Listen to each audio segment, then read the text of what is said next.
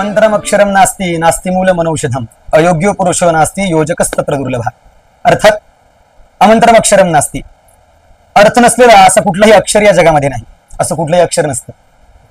अमंत्रमक्षरम नास्ति नास्ति मूलमनौषधम, औषधी गुणधर्म नसलेली अशी कुठलीही वनस्पती नाही. अयोग्य पुरुषो नास्ति, कुठलाही पुरुष हा अयोग्य किंवा अपात्र हा असा कधीच नसतो.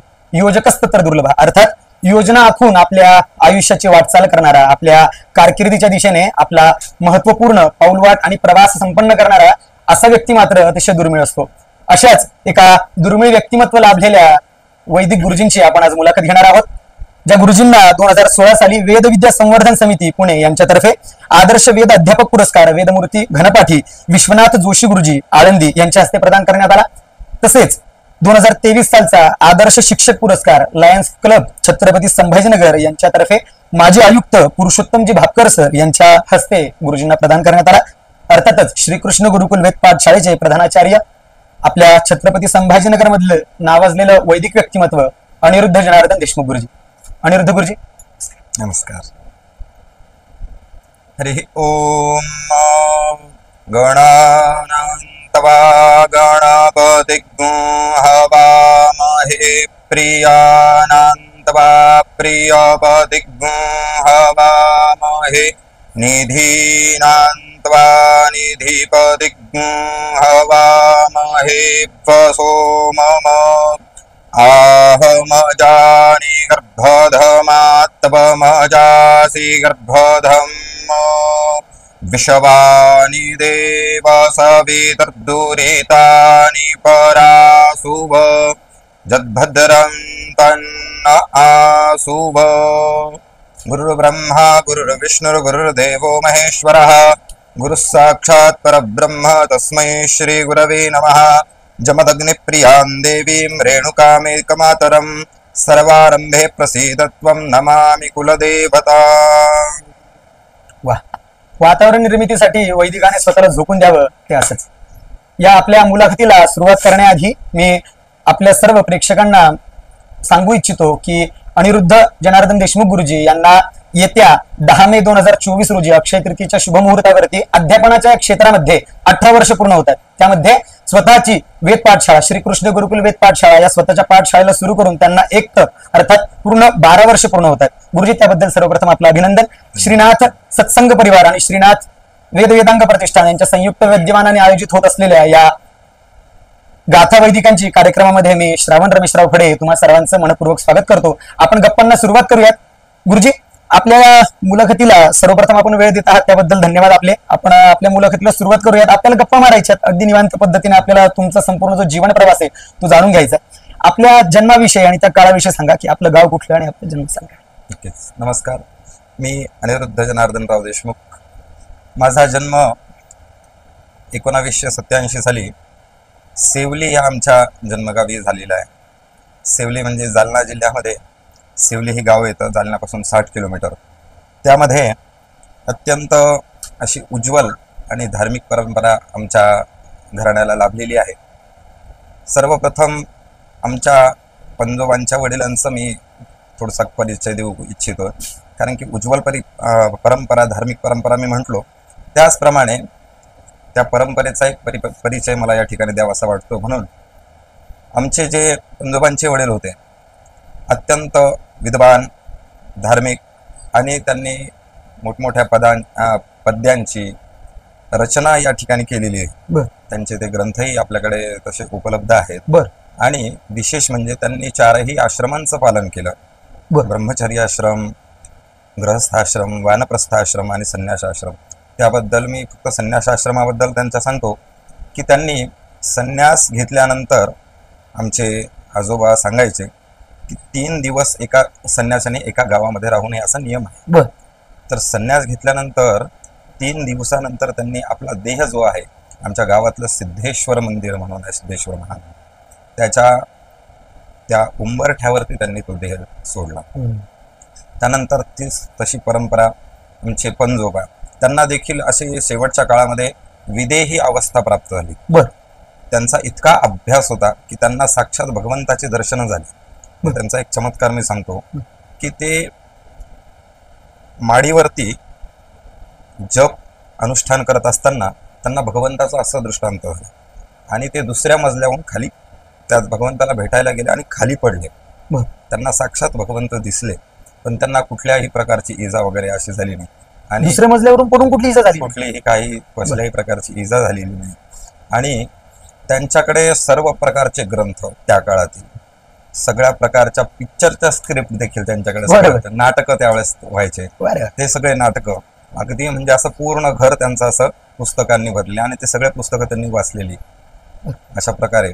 आणि शेवटी नामस्मरण हे त्यांचा अविर्भाज्य त्या अंग होतं. आणि नंतर तीच परंपरा आमच्या आजोबांची देखील, आजोबांच्यामुळेच मी या क्षेत्रामध्ये आलोय.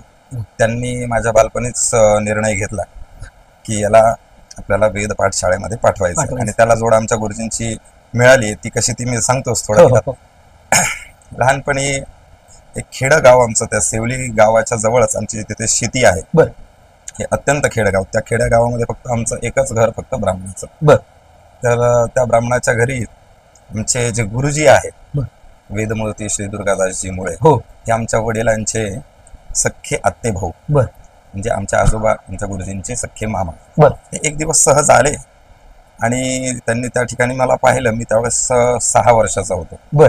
6 वर्षाचा असताना त्यांची पाठशाळा आमच्या गुरुजींची इथे संभाजीनगरला सुरूच होते, पण त्यांना त्या क्षणीच मी आवडलो. कारण असे होते की 6 वर्षाच्या याच्यामध्येच वयामध्येच मला भगवद्गीतेचे काही अध्याय, बऱ्याचशा देवांचे श्लोक, ध्यान असे पाठ होते. तर तेच सगळे माझ्या आजोबांनी त्यांना म्हणून दाखवायला सांगितले. मी ते अस्खलित प्रकारे म्हणून दाखवले आणि गुरुजींनी लगेच माझी मागणी केली की हा मुलगा मला द्या, मी याला वेद शिकवीन आणि हा माझी परंपरा नक्कीच पुढे चालवीन असं मला वाटतंय.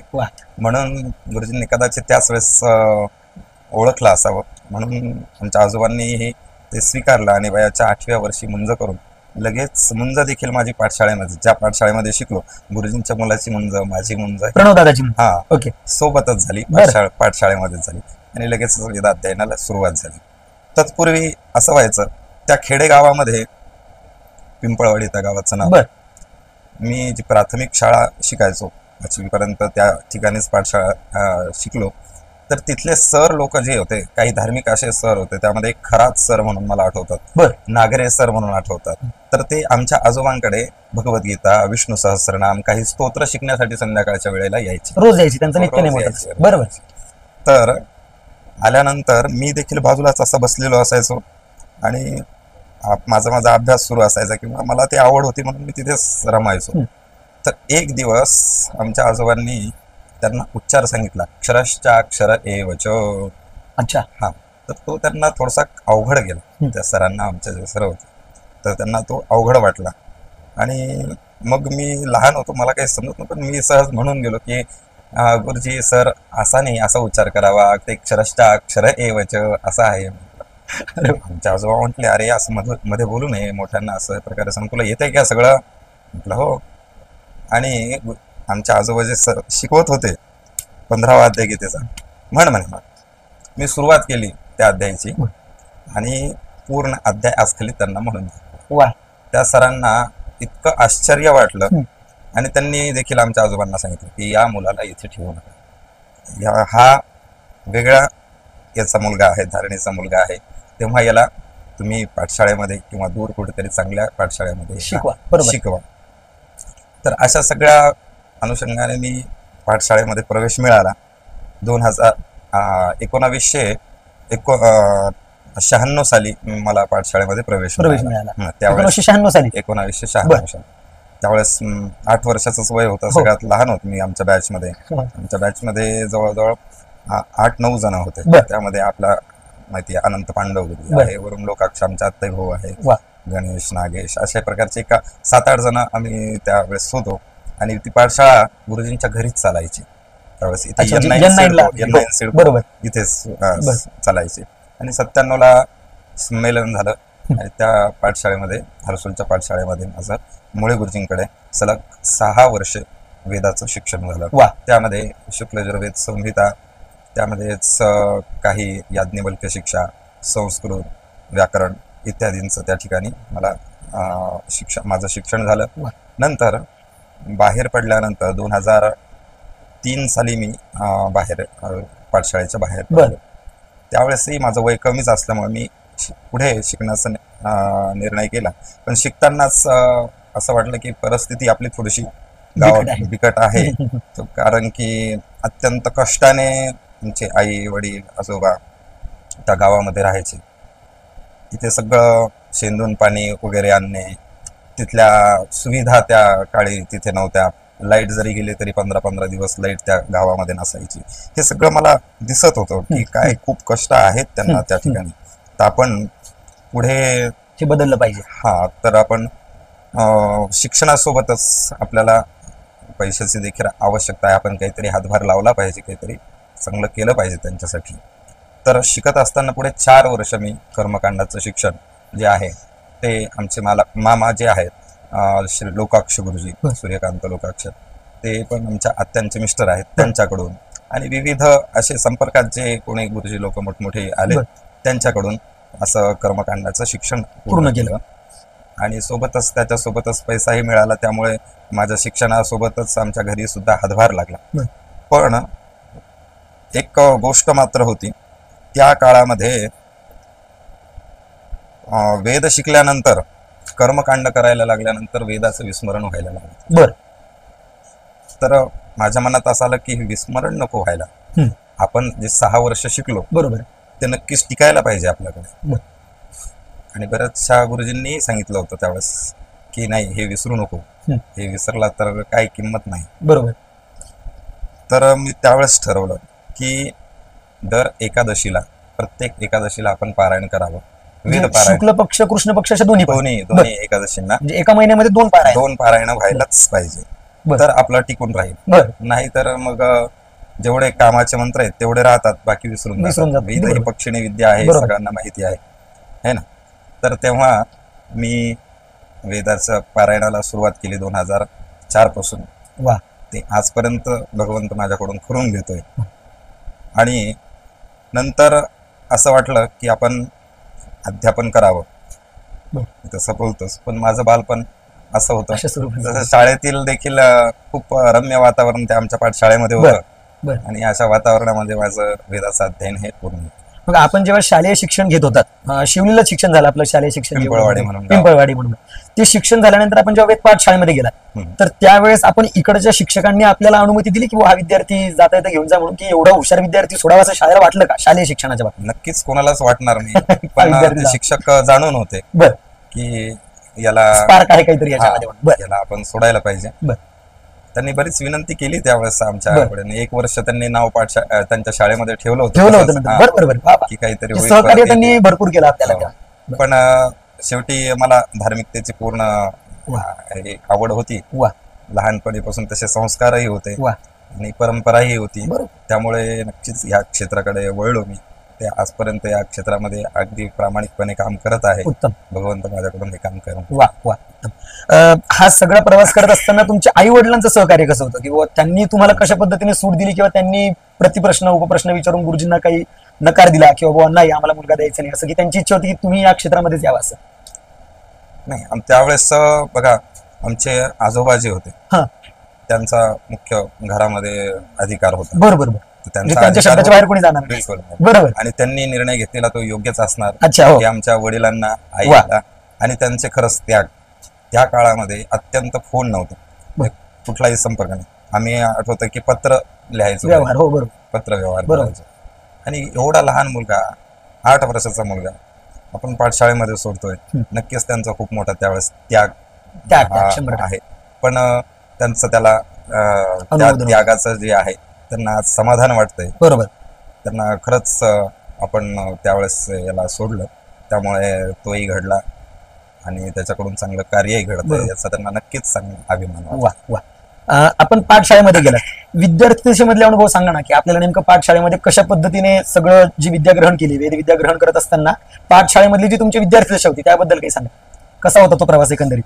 विद्यार्थी दशेमध्ये बघा, सगळ्यात लहान असल्यामुळे मला सगळं सांभाळून घ्यायचे. म्हणजे तसा हुशार होतो मी, मंत्रपाठ वगैरे.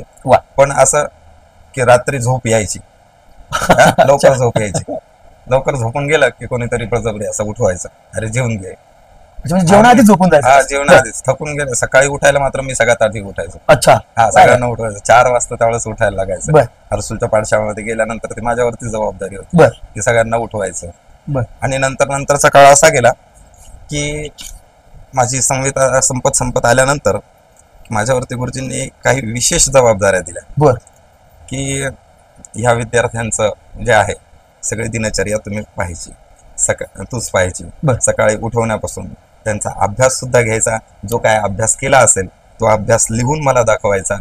आणि खरं तर मला शिकवण्याचं आणि सगळं मॅनेजमेंट जे म्हणतो आपण, कशा प्रकारे शिकवायला पाहिजे, कशा प्रकारे अभ्यास घ्यायला पाहिजे, कशा प्रकारे आपलं आचरण असलं पाहिजे उठण्यापासून, हे त्याच वेळेस त्या बालपणातच अगदी येऊन गेला. सोबतच खेळणे बागडणे अगदी ते सगळ्यांच्या सोबत होतं. त्यामध्ये सर्वात महत्त्वाचं क्रिकेट खेळायला अजूनही खेळतो विद्यार्थ्यांसोबत, अजूनही आम्ही क्रिकेट खेळतो.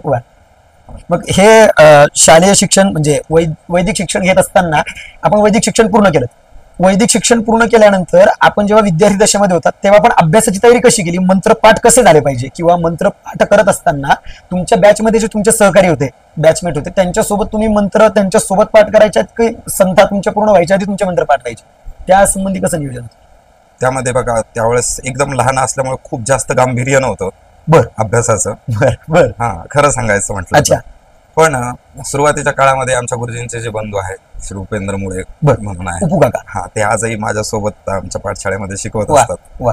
तर त्यांचं अत्यंत मोलाचं सहकार्य त्यांनी अगदी करूनच घ्यायचं. बर सुरुवात अत्यंत महत्वाची असते, बर. कोणत्याही विद्यार्थ्यांसाठी सुरुवात महत्वाची असते. जोपर्यंत त्या विद्यार्थ्यांचे स्वर बसत नाही तोपर्यंत त्या विद्यार्थ्याला जवळ घेऊन त्याला साम दाम दंड भेद या सगळ्या युक्त्या त्याच्याशी हे करून त्या विद्यार्थ्याला आपलंसं करून त्याला ती विद्या शिकवावी लागते. तर ते काम मात्र आमचे उपू काका, आम्ही ज्यांना प्रेमाने म्हणतो उपेंद्र, तर ते अत्यंत प्रामाणिकपणे करून घ्यायचे. आणि त्यातच मी त्यांचा पुतण्या असल्यामुळे त्यांना विशेष प्रेम द्यायचे, विशेष काही सवलतीही द्यायचे. आणि कधी कधी रागवायचे नाही. मला आठवतंय की मला आजपर्यंत म्हणजे त्या काळी असं छेडी वगैरे अशा प्रकारे काही शिक्षा झाली नाही, कारण की माझा अभ्यास तयार असायचा. आणि एखाद्या वेळेस काही चूक जरी झाली तर लहान होतो म्हणून सोडून सुटही मिळायची. पण नंतर जसं जसं गांभीर्य कळालं, पाठ व्हायला पाहिजे आपला, तसं मग शेवटच्या काळामध्ये म्हणजे पाठशाळेतून निघताना मी चांगला मनातून अभ्यास केला आणि त्याच्या परीक्षा देखील दिल्या. परीक्षा वेदशास्त्र उत्तेजक सभेची परीक्षा आहे, संहिता पाठी. त्यामध्ये उत्तम श्रेणीमध्ये मी संहिता पाठी पाठ झालो. आणि महर्षी सांदीपनी राष्ट्रीय वेद विद्या प्रतिष्ठान, त्याच्या 6 वर्षाच्या त्यावेळेस परीक्षा होत्या. त्यानंतर आता 7 वर्षाचा तो अभ्यासक्रम झालेला. तर 6 वर्षाची परीक्षा दिली, पूर्ण झालं. पण वेद विभूषण ही पदवी त्यावेळेस प्रथम आम्हाला मिळाली. 6 वर्षाच्या परीक्षा दिल्यानंतर अजून एक आम्ही परीक्षा 7व्या वर्षाची एक्स्ट्रा दिली, कारण की ती पदवी मिळवण्यासाठी, ते प्रमाणपत्र मिळवण्यासाठी. बरोबर, म्हणजे वेदभूषण हे 7व्या वर्षी मिळाले. 7व्या वर्षी. आणि प्रथम ज्यावेळेस सुरुवात झाली ही पदवी द्यायला, प्रमाणपत्र द्यायला त्या संस्थेकडून, तर त्यामध्ये ती पहिली पदवी आमच्या बॅचला म्हणजे मला आणि प्रणवला, दोघ जणांना मिळाली. म्हणजे 7व्या वर्षाची परीक्षा दिल्यानंतरच ते मिळणार होतं. म्हणजे ज्यांची 6 वर्ष होऊन गेली, जी बाहेर पडले विद्यार्थी, त्यांच्यासाठी ती मुभा नव्हती, ती फक्त जे सलग परीक्षा देतात त्यांच्यासाठी. त्यावेळेस 6 वर्षाचाच अभ्यासक्रम होता. पण त्या परीक्षेकरता, त्या सर्टिफिकेट करता आम्ही 7व्या वर्षी ती परीक्षा दिली होती. आणि नुकतंच चालू झालं होतं ते त्यावर. बरोबर. वैदिक शिक्षण पूर्ण झालं, आपण पदवी मिळवली. त्यानंतर बाहेर पडण्यासंबंधी तुम्ही नियोजन कसं केलं, आणि मग तुम्ही बाहेर आल्यानंतर याज्ञिकाचं शिक्षण कसं घेतलं, किंवा बाहेर पौरोहित्य करायचं म्हटल्यानंतर आपला दर्जा हा उत्तम असावा, या अनुषंगाने आपण कशा पद्धतीने कुणाकडे जास्त प्रमाणामध्ये विद्या ग्रहण केली? नक्कीच, त्यासाठी पण मी बराच त्याग केलेला आहे तसं म्हटलं तर. कारण की मी बाहेर पडल्यानंतर पण आमच्या गुरुजींकडे 5 वाजता दररोज त्यांच्या घरी जायचो. सकाळी 5 वाजता? सकाळी पहाटे 5 वाजता दररोज 5 ते 7 अभ्यास करायचो. नंतर आवरून कार्यक्रमाला वगैरे जायचो. कार्यक्रमातून आल्यानंतर जे पुस्तकं आहेत, ब्रह्मनित्य कर्म आहे, कर्मकांड प्रदीप आहे, प्रतिष्ठा रत्नम आहे, प्रतिष्ठा महोदधी आहे, इत्यादी पुस्तकांचा मी अभ्यास करायचो, वाचन करायचो. आणि त्यावरती मी एक तयार केली होती डायरी, माझी स्वतःची वैयक्तिक एक प्रयोग तयार केलेला. तर मी त्यावेळेस तो सगळा अभ्यास अशा प्रकारे करायचो. कुठलाही वेळ त्यावेळेस वाया घालून, मोबाईलही नव्हते त्यावेळेस. नेमक्या सुरुवात झाली 2004-5 साली मी मोबाईल घेतला होता. बर. पण त्यावेळेस हे सगळं एवढं मनोरंजन वगैरे असं नव्हतं, सोशल मीडिया ऍक्टिव्ह नव्हतं. बरोबर. सगळं नव्हतं त्यावेळेस. त्यामुळे सहजतेने तो अभ्यास माझ्याकडून झाला वा. आणि तो पुस्तका वाचून त्यातून व्यवस्थित समग्र अभ्यास करून ते सगळं मला मिळालं. मग धार्मिक विधानं करत असताना आतापर्यंत धार्मिक विधानं आपण कुठं कुठं केली, किंवा यजमानांच्या अखत्यारीत असतील, तुमचे वैयक्तिक काही काम असतील, तर त्या अनुषंगाने तुम्ही कुठेपर्यंत आतापर्यंत धार्मिक विधान? संभाजीनगरमध्ये तर नक्कीच बरेचसे कार्यक्रम आपण केलेले आहेत. बर. आणि याच्याही बाहेर म्हटलं तर हरिद्वार, बर, म्हणजे दुसऱ्या राज्यांमध्ये सुद्धा आपण भरपूर काम दुसऱ्या केलं. बर. राज्यांमध्ये संहिता स्वाहाकार आहेत, बर. मोठमोठ्या प्राणा प्रतिष्ठा वगैरे आहे, बर. रुद्र स्वाहाकार, पंचायतन स्वाहाकार इत्यादी बऱ्याच ठिकाणी पूर्ण बरं, मग हे महाराष्ट्रात- सगळं तुम्ही महाराष्ट्राच्या जेव्हा बाहेर केलेलं. केलेलं आहे, मग हे सगळं तुम्ही जेव्हा करत होता त्याच्यामध्ये आपण अध्यापन करावं हे सगळ्यात जास्त मनाला कधी तुमच्या भावलं, की अध्यापनात एक आहे आपल्याला रस, हे कधी कळलं? बरोबर. खूप चांगला प्रश्न आपण या ठिकाणी विचारला है ना. मी पाठशाळेमध्ये असतानाच हा. गुरुजींनी माझ्याकडे जबाबदारी दिली, काही बॅच दिल्या होत्या, प्रत्येकांना वाटून दिल्या होत्या. काही म्हणजे सगळ्यात विद्यार्थी लहान तुम्ही असून सुद्धा? असून बरं. नाही, आमच्यापेक्षा मी लहान वयाने होतो, पण माझी संहिता- संहिता आधी झालेली होती. बरोबर बरोबर. त्यामुळे मी माझ्यापेक्षा मोठ्या विद्यार्थ्यांना माझ्या पाठशाळेमध्ये सुद्धा शिकवलेलं आहे, म्हणजे जिथे मी शिकलो त्या ठिकाणी शिकवलेलं आहे, आणि जिथे मी शिकवतोय पूर्वी मी तुम्हाला सांगतो पुढे हो. तरुण म्हैसमाळा हो. पाठशाळा हो. होती तिथे. तर माझ्या पाठशाळेमध्येच गुरुजींनी मला सांगितलं होतं की या बॅचची संथ देण्याची जबाबदारी तुमची आहे, बर. तुझी आहे, बर. किंवा हा विद्यार्थी, या विद्यार्थ्याला व्यवस्थित मंत्र म्हणताच आली पाहिजे, याचा अभ्यास तू घ्यायचा. त्यामध्ये तुम्हाला एक नाव आवर्जून सांगतोय मी, हा. रवी जोशी वानेगावकर. अच्छा, हा. परम मित्र आहेत ते. परम मित्र संभाजीनगर मध्ये नाव असलेलं. हा. हो. याचे अभ्यास करून घेण्याची जबाबदारी माझ्यावरती होती. बर. आणि उत्तम प्रकारे त्यांनी कष्ट करून त्यांनी वेदविभूषण हो. वगैरे मिळवले. हो. आज अत्यंत नावाजलेलं नावाजलेलं व्यक्तिमत्व आहे. अगदी बरोबर, अगदी बरोबर. म्हणजे रविदादांची जबाबदारी तुमच्यावरती अभ्यास हो. पूर्ण करून घेण्याची. हो. तर असंच शिकवत असताना मी ते पाठशाळेमध्ये शिकवायचो. नंतर तिथेच मला ऑफर आली दुसऱ्या पाठशाळेमध्ये शिकवायला जायची. गंगाखेडच्या पाठशाळेमध्ये बर. मला अध्यापक म्हणून बोलवण्यात आलं. वा. तर मग तिथे गेल्यानंतर थोडंसं मला वाटलं की अजून आपण बाहेर एक्सपिरियन्स घ्यायला पाहिजे, बर. अनुभव घ्यायला पाहिजे बर. कर्मकांडाचा. बर. आपण आत्ताच पाठशाळेतून लगेच पाठशाळेत दुसरं शिकवायला जाणे ते योग्य नाही. आपण थोडंसं बाहेर राहून कर्मकांडाचा देखील अभ्यास करायला पाहिजे. बरोबर. कारण की तिथे गेल्यावरती मला एक छोटा अनुभव आला की त्यांनी मला कुशखंडिका करायची सांगितली. म्हणजे परीक्षाच घेतली की जवळजवळ? हा. पण पाठशाळेमध्ये होतो मी त्यावेळेस, बाहेर काहीच अनुभव नव्हता. म्हणजे कर्मकांडाचा, याज्ञिकाचा काहीच कुठल्याही प्रकारचा अनुभव नव्हता. बर. पण त्यांनी मला सांगितलं, म्हणा कुशखंडिका म्हणा, कुशखंडिका करा. काय असतं माहितीच नव्हतं, बिलकुल बरोबर. काहीच नसतं. मी त्यावेळेस निर्णय घेतला की नाही, आपण अजून खरंच परिपक्व झालेलो नाही. बरोबर. आपल्याला नक्कीच संहिता झालेली आहे, आपण शिकवू शकतो. पदाचे काही अध्याय त्यावेळेस झालेले होते माझे, गुरुजींनी शिकवले होते. तर आपण बाहेर कर्मकांडाचं देखील शिक्षण घ्यायला पाहिजे आणि नंतरच या विषयाकडे वळायला पाहिजे. म्हणून मी त्यावेळेस म्हणजे 2004 साली, 4 नाही मला वाटतं 2 साली बर. मी तो निर्णय घेतला आणि बाहेर परत कर्मकांडाला सुरुवात केली. ते बाहेर कर्मकांड करताना शिकलो आणि नंतर शिकत असतानाच आमच्या गुरुजींची खूप इच्छा होती. बर. खरं तर हे अध्यापनामध्ये गुरुजींमुळेच मी आलो. कारण गुरुजी पाठशाळेत असताना सुद्धा म्हणायचे, माझी परंपरा कोण चालवणार, हात वरती करा. कोणी आलं तरी म्हणायचे, हात वरती करून सांगा गुरुजींचं कार्य पुढे कोण चालवणार. माझा हात वरती व्हायचा. खूप छान. हा. तर गुरुजी हे सांगायचे, ऊर्ध्व बाहुर विरोन्मेषः न च कश्चित् शृणोति मां धर्मादर्थश्च कामश्च सधर्मः किन्न सेव्यते. गुरुजींचा हा आवडतीचा श्लोक होता. बरोबर. हा. त्याचा अर्थही असाच आहे, मी वरती हात करून सगळ्या समाजांना, सगळ्यांना सांगतोय, पण कोणी माझं ऐकायला तयार नाही. कारण धर्मामध्येच अर्थ, काम, मोक्ष ह्या सगळ्या गोष्टी आहेत.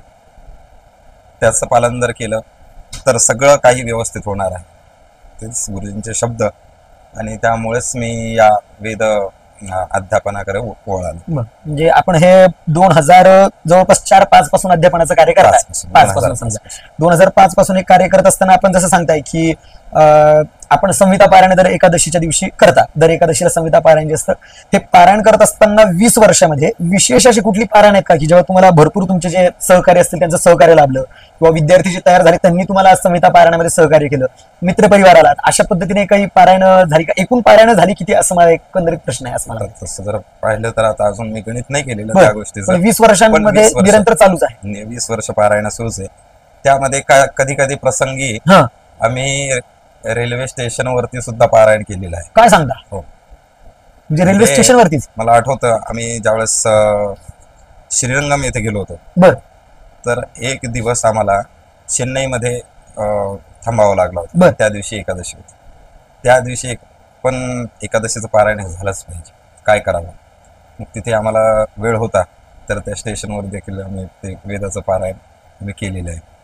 आणि असं नाही की ह्या 15 वाड्यामध्ये आपला पारायण झालेलं आहे, 1-2 पारायण झालेले आहेत आवृत्ती स्वरूपामध्ये, हो. आता एकादशीचं सुटलं तरी हो. काही हरकत नाही, हो, असं नाही. एकादशीचं पारायण तर व्हायलाच पाहिजे, बरोबर, प्लस ही आवृत्ती ही व्हायलाच झालीच पाहिजे. आणि पारायण करताना माझा नेहमी आग्रह असतो की माझे जे काही विद्यार्थी आहेत बाहेर पडलेले, त्यांनी यावं. एकादशीच्या दिवशी कोणीच कार्यक्रम घ्यायचाच नाही, मी कित्येक वेळेस म्हणालेलो आहे त्यांना. अच्छा. तर बरेचसे विद्यार्थी येतात.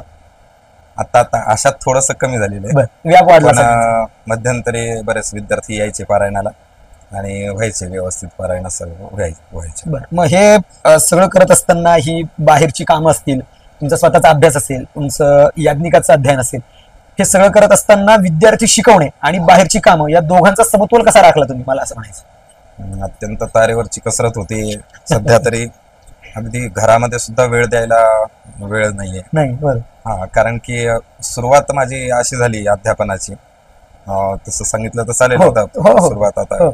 तर म्हैसमाळच्या पाठशाळेमध्ये जाण्याच्या आधी हम्म. हर्सुल इथे मी पाठशाळेमध्ये शिकवायला होतो. हर्सुलच्या शाळेचं नाव? संत ज्ञानेश्वर विद्या विद्या प्रतिष्ठान. तर तिथे 1 वर्ष मी अध्यापनाचं कार्य केलं. बर. त्यासोबतच माझ्यासोबतच रवी जोशी, श्याम पैठणे हे देखील त्या काळी माझ्यासोबत तिथे शिकवण्यासाठी होते. बरं. तिथे शिकवत असतानाच हा म्हैसमाळ बालाजी मंदिराच्या जवळ एक आश्रम आहे. बर. त्या आश्रमामध्ये श्रीमद श्रीरंगम पांडवन आश्रम म्हणून, बर, तर तिथे शिकवण्यासाठी निमंत्रण आलं. ते अर्थातच आमचे गुरुजी जे आहेत, मुळे गुरुजी, त्यांच्याकडे आलं. त्यांनी प्रस्ताव माझ्या समोर मांडला आणि म्हटलं काही हरकत नाही, म्हटलं मी तिथे जाईल आणि नक्कीच आपलं हे जे कार्य आहे ते पुढे नेईल. म्हणजे हा निर्णय तुम्ही क्षणार्धात घेतला की विचार करून वगैरे? नाही, लगेचच घेतला. आणि मला वाटतं 2006 जून मध्ये 2006. ओके. अक्षय तृतीयेचा तो दिवस होता. वा. आणि तोच दिवस आमचा वर्धापन दिवस वा, पाठशाळेचा वा, असतो. वा. आज अध्यापन कार्याला जसं आपण सांगितलंय हो. की 18 वर्ष पूर्ण झाले, हो. आणि त्या पाठशाळेतलं धरून 19 वर्ष असे अध्यापन कार्याला माझ्या पूर्ण झाले. होत आता या अक्षय तृतीयेला, म्हणजे बरोबर. परवाच्या दिवशी. बरोबर. तर तिथे पाठशाळा सुरुवात झाली. 13 विद्यार्थी सुरुवातीला त्या ठिकाणी होते. बर. विशेष म्हणजे त्या विद्यार्थ्यांमध्ये 4-5 विद्यार्थी माझ्यापेक्षा मोठे होते, वयाने मोठे होते. वयाने मोठे होते. तरी देखील एक व्यवस्थितपणे मी तिथली पाठशाळा सांभाळली. बर. 6 वर्ष त्या पाठशाळेमध्ये मी अध्यापन कार्य केलं म्हैसमाळच्या. म्हैसमाळच्या. नंतर काही वेळाने तिथील मॅनेजमेंटच्या काहीतरी प्रॉब्लेम्स असल्यामुळे आणि माझा वैयक्तिक नंतर भविष्याचा मी विचार केला की आता तिथे महेशमाळ इथे फक्त मंदिर आणि पाठशाळा असाच तो डोंगरावरचा तो परिसर, जवळपास कुठलाही गाव नाही, शाळा नाही, काहीच नाही. ते मग आपल्या पुढे भविष्यामध्ये आपल्या मुलांचं शिक्षणाचा प्रॉब्लेम हे सगळा विचार करून मी संभाजीनगरमध्ये येण्याचा, पाठशाळा सोडण्याचा निर्णय तुम्ही तेव्हा घेतला? पाठशाळा सोडण्याचा, पाठशाळा सोडायची पण नंतर पाठशाळा करायची, शिकवत राहायचं, हा निर्णय होताच. तर पाठशाळा सोडतानाच मी तिथल्या काही विद्यार्थ्यांना सांगितलं की तुम्ही सध्या इथे थांबा, आपण तुमची व्यवस्था करू काही दिवसात, कारण की अत्यंत अवघड असतं नवीन पाठशाळा सुरू करणे, आणि ते पण कुठल्याही प्रकारची मदत नसताना, कुठल्याही प्रकारची काही शाश्वती नसताना, आर्थिक स्रोत नसताना पाठशाळा सुरू करणे, आणि ते पण वयाच्या मला वाटतं 23-24व्या वर्षी, मोठी गोष्ट, अत्यंत अवघड होतं. मग आता हा तुमचा म्हैसमाळचा जो प्रवास होता, तुम्ही सांगता तिथे 6 वर्ष तुम्ही अध्यापनाचं कार्य केलं, तिथलं वातावरण कसं होतं? तिथल्या काही गोष्टी सांगा ना, की म्हणजे तिथे अध्यापन करत असताना विद्यार्थ्यांकडून मिळालेली साथ, कारण तो एक तर डोंगराळ भाग तुम्ही म्हणताय की जिथे काहीच तुम्हाला सहकार्य व्यक्ती, गाव वगैरे असं काहीच नव्हतं. मग तिथे कशा पद्धतीने गोष्टी मॅनेज केल्या, की तिथे अन्नधान्याची वगैरे सगळी सोय कशी असते? नक्कीच नक्कीच. तो परिसर अत्यंत रमणीय परिसर, निसर्गरम्य, अगदी निसर्गरम्य, तपश्चर्येसाठी तो अत्यंत चांगला असा परिसर आहे. तर खरी तपश्चर्या तिथे झालेली आहे. सगळे म्हणजे सकाळी 4:30 वाजता उठल्यापासून रात्री 10 वाजेपर्यंत अगदी 1 मिनिटाची आमची दिनचर्या अगदी ठरलेली होती. त्यामध्ये बिलकुलही बदल. कोणी आलं तरी मला असं वाटतं की हे केव्हा जातील आणि आमच्या अभ्यासाला सुरुवात होईल, आमच्या अनुष्ठानाला सुरुवात होईल, असं त्यावेळेस ते वातावरण होतं. विद्यार्थ्यांनी खूप साथ दिली त्यावेळेस. अजूनही विद्यार्थ्यांची साथ आहेच. हो हो. आणि विद्यार्थ्यांना कसं आहे, आपलंसं केलं, त्यांना व्यवस्थित प्रेम दिलं, व्यवस्थित खाऊ पिऊ घातलं आणि सोबतच अनुशासनपूर्वक त्यांच्याकडून अभ्यास करून घेतला, तर ते त्यांना नक्कीच समज आल्यावर ते आपल्याला नक्कीच मानतात की हा नाही, यांनी आपलं खरंच कल्याण केलेलं आहे, व्यवस्थित आपल्याकडे लक्ष देऊन आपल्याकडून अभ्यास करून घेतला. तिथे एक वेगळ्या प्रकारचं समाधान त्या जागेमध्ये होतं. खरं तर त्या ठिकाणी मला मानधन अत्यंत कमी होतं. 5,000 रुपये त्या ठिकाणी मला मानधन होतं, पण त्यामध्ये देखील खूप संतुष्ट होतो मी त्या ठिकाणी. पण नंतरच अर्थातच आमच्या नंतर लग्नही झालं, जबाबदाऱ्याही वाढल्या, तर त्यामुळे अर्थातच ते परवडणारही नव्हतं. पण तिथे व्यावहारिक पातळीवरती परवडणार. हो बरोबर. पण त्याचा विचार आमच्या राघवन साहेब म्हणून त्या ठिकाणी होते, ते पाठशाळेचे अध्यक्ष आणि संचालक होते त्यावेळेस. संचालक म्हणण्यापेक्षा अध्यक्ष आणि ते लक्ष देणारे होते. तशी ही पाठशाळा जी आहे श्रीमद श्रीरंगम आंडवन आश्रमम म्हणून आहे. हे जे आश्रम आहे, श्रीरंगमला त्यांचं मुख्य शाखा आहे. आणि अंडमान स्वामी म्हणून एक मोठे स्वामी आहे, वैष्णव स्वामी. त्या अशा जवळजवळ 7-8 पाठशाळा चालवतात. ते एकदा इथे आले असताना त्यांना हा परिसर आवडला होता, त्यांनी त्या जागेची मागणी केली होती. तिथे त्यांनी तो आश्रम बांधला आणि तिथे वेद कार्य चालावं अशी त्यांची इच्छा असल्यामुळे तिथे ती पाठशाळा सुरू. हा, तर ती पाठशाळा चालू आहे, व्यवस्थित चालू आहे. सुरुवात आपल्यापासून झाली याचं भाग्य आहे. पण अजूनही पाठशाळा सुरू आहे आणि वेद विद्या प्रदान करण्याचं जे कार्य ते चालूच आहे. मी तुम्ही सांगितलं त्या प्रश्नाकडेच येणार होतो की मग आता हा सगळा प्रवास एकंदरीत तुम्ही सगळं जो काही तुमचा खडतर प्रवास होता तो केला, त्यामध्ये वैयक्तिक आयुष्यामध्ये म्हणजे आपल्याला लग्न या विषयाला अनुसरून आपण आता जर कधी अध्यापक आहात, एका वेद पाठशाळेमध्ये शिकवता, तर विवाह या विषयाला आपल्याला काही अडचणी आल्या का, किंवा लग्न आपलं कधी झालं आणि त्याबद्दलचा एखादा किस्सा सांगा. नक्कीच. मला तर खरं तर काहीच बिलकुल अडचण आलेली नाही, बिलकुल नाही, काहीच नाही.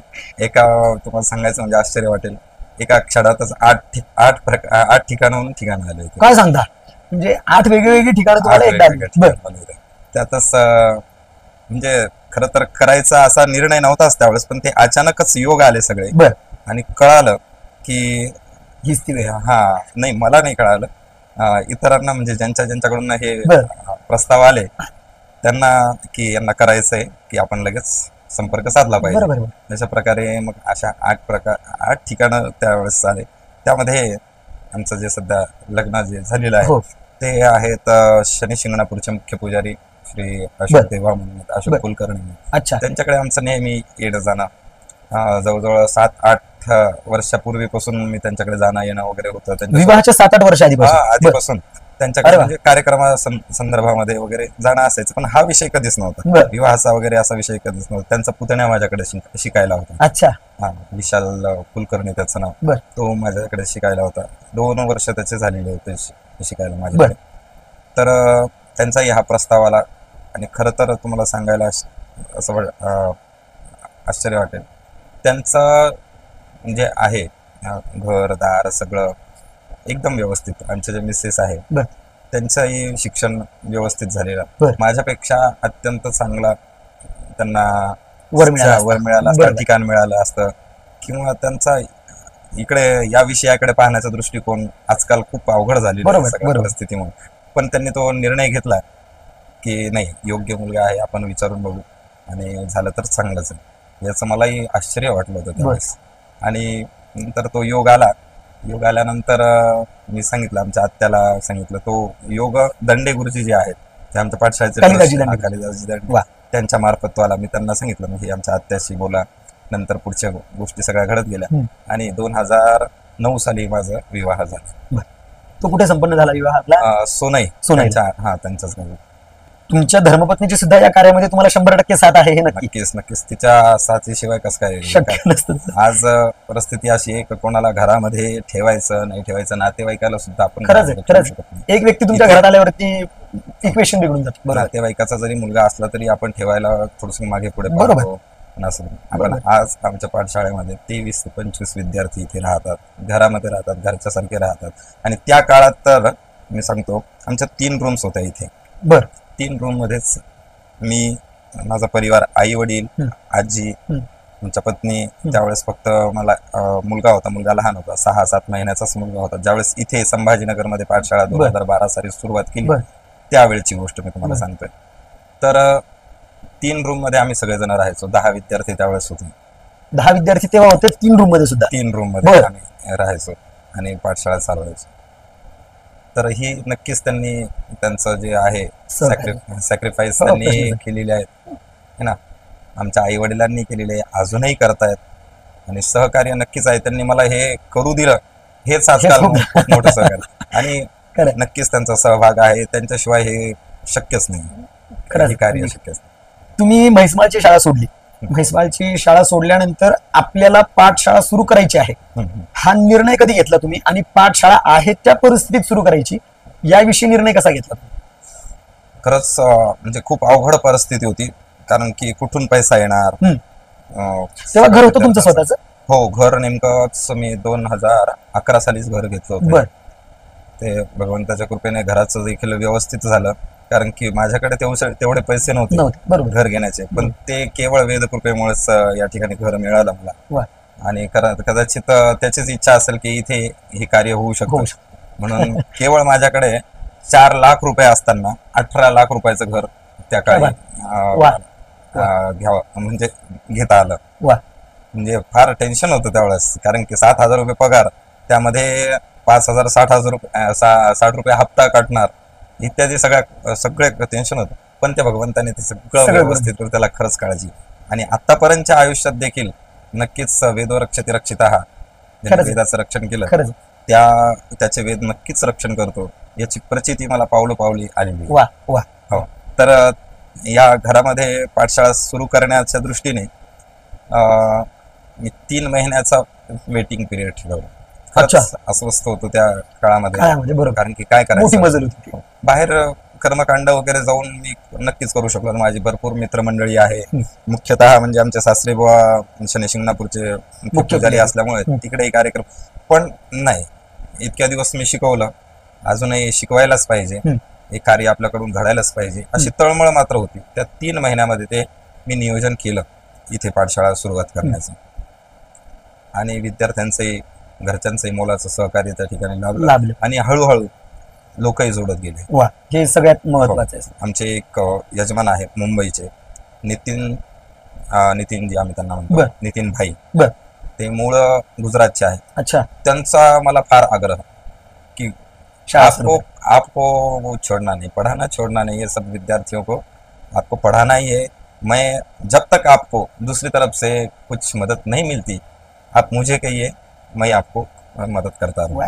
आणि खरंच त्या ग्रहस्थांनी 1 वर्षापर्यंत आम्हाला 7,000 रुपये महिन्यात, 7,000 मध्ये किराणा यायचा, त्यावेळेस पूर्ण किराणा यायचा. 10 विद्यार्थ्यांचा. हा, 10 विद्यार्थी प्लस आमचं सद्गुरू परिवार. आजही देखील बघा, मी आमचा सगळा परिवार सगळं विद्यार्थ्यांसोबतच जेवतो. आमचा वेगळा स्वयंपाक होत नाही. एखाद्या वेळेस क्वचित पाहुणे वगैरे आल्यावरती थोडस वरती होतं, पण नेहमी मी तरी अजूनही विद्यार्थ्यांसोबतच जेवतो, त्यांच्यासोबतच सगळं असतं. त्यामुळे आम्ही एका परिवारासारखेच आहोत आजही. आणि लोकांचाही बघण्याचा दृष्टिकोन त्यामुळे पाठशाळेत चांगला होतो. करणारा व्यवस्थित करत नाही का, करतोय का नाही स्वयंपाक, एक गुरुजी पण जेवतायत. बरोबर. आम्हाला भाग्याने आम्हाला कर्मचारी देखील असेच लाभले. सुरुवातीला आमच्या तंगी आत्या ज्याला म्हणतो, त्यांनी मुलांना चांगलं करून खाऊ घातलं. त्या कर्नाटकच्या होत्या, पण त्यांना नंतर वृद्धापकाळाने त्यांच्याकडून होत नव्हतं. आमच्या आई, विद्यार्थी, आमच्या मंडळी सगळं मदत करतात त्यांना. असं आम्ही पूर्णतः ह्या स्वयंपाकी हे तुझंच काम आहे, हे तूच केलं पाहिजे, भाजी तूच चिरली पाहिजे, हे सगळं तूच केलं, असा विषय नाही. आम्ही सगळ्यांनी मिळून त्यांना, आमच्या मुख्यतः आईनी वगैरे सहकार्य करून ते करून घेतलं. त्यामुळे माणसं टिकतात, आपुलकीने करतात, प्रेमाने करतात. आणि त्यानंतरच आमच्या एक जुना विद्यार्थी आहे, सुमित जोशी नावाचा, त्यांच्या आईने हे कार्य अत्यंत प्रेमाने स्वीकारले. आणि आजपर्यंत म्हणजे आता जवळजवळ 6 वर्ष होत आहेत त्यांना, त्या करतात, प्रेमाने खाऊ घालतात सगळं. म्हणजे जेव्हा तुमचा तो विद्यार्थी शाळेत होता तेव्हाचाही इकडे शाळेमध्ये येऊन स्वयंपाक करायचे, तो शाळेत असतानाच? शाळेतून बाहेर पडला, जस्ट बाहेर पडल्यानंतरच सुरुवात. बरोबर. आपल्याकडे असं म्हणतात की न चोर हार्यम न च राज्य हार्यम न च भ्रातृराज्यम न च भार्यकारी व्यये कृते वर्धते एव नित्यम विद्याधनम सर्वधन प्रधानम. न चोर हार्यम, ज्याला चोर चोरू शकत नाही. नच राज्य हार्यम, राजाचे धन तुमच्याकडून काढून घेऊ शकत नाही. नच भ्रातृराज्यम नच भारकारी, भाऊ ज्याच्यामध्ये आपल्याला हिस्सा मागू शकत नाही आणि ज्याचा यत्किंचितही भार आपल्या डोक्यावरती नसतो. व्यय कृते वर्धते एव नित्यम विद्याधनम सर्वधन प्रधान, खर्च केल्यानंतर ज्या ज्ञानामध्ये आपसुकच वाढ होते असं हे विद्याधन हे सर्व धनांमध्ये प्रधान मानलं गेलं. या विद्या प्रदान कार्याच्या क्षेत्रामध्ये गुरुजी तुमचं कार्य अतिशय कौतुकास्पद आहे, त्यात मात्र शंका नाही. हे कार्य करत असताना आपण जेव्हा ही शाळा सुरू केली इथे आपल्या घरी, या आता प्रत्येक ठिकाणी वेगळा वेगळा विद्यार्थी येणार, वेगळ्या वेगळ्या जिल्ह्यातून त्याची जशी धाटणी असेल, ज्याचा परंपरा असेल, परिवार असेल त्यातून, तर त्या विद्यार्थ्यांना आपल्या शाळेमध्ये घेतल्यानंतर आपल्या या सगळ्या दिनचर्येमध्ये त्यांना सामावून घेणं हे कसं चॅलेंजिंग होतं हे मला म्हणायचं. किंवा आता सध्याची पाठशाळा, त्या पाठशाळेचा दिनक्रम कसा असं मला म्हणायचं. बरोबर आहे. आता पाठशाळेमध्ये आपण जसं म्हटलं तसे वेगवेगळ्या ठिकाणचे वेगवेगळ्या प्रकारचे सगळे वेगवेगळ्या संस्कारातून येणारे विद्यार्थी असतात. सुरुवातीला आमच्या आता लक्षात येतच तसं की हा विद्यार्थी कसा असेल, याला बघितल्यानंतर थोडीशी त्याच्या पाठीमागे कशी त्याचं बॅकग्राऊंड आहे पार्श्वभूमी कळून जाते लगेच. ते थोडक्यात कळून जाते. आणि आपण घेतानाच विद्यार्थी कमी वयाचा, साधारणतः 9 ते 12 वर्ष वयोगटातला विद्यार्थी आपण विद्यार्थ्यांना, म्हणजे हा नियमच आहे की आपण वैयक्तिकरित्या आपल्या पाठशाळेपुरत्या विद्यार्थ्यांना खरं तो धार्मिक नियमच आहे. पाठशाळेकरताही तो नियम मी या ठिकाणी करून घेतलेला आहे. तर त्या दृष्टीने आपण त्या विद्यार्थ्यांचे प्रवेश तशी करत असतो. तर विद्यार्थ्यांना घडवत असताना प्रामुख्याने जे जुने विद्यार्थी आहेत त्यांना बघून ते करत असतात.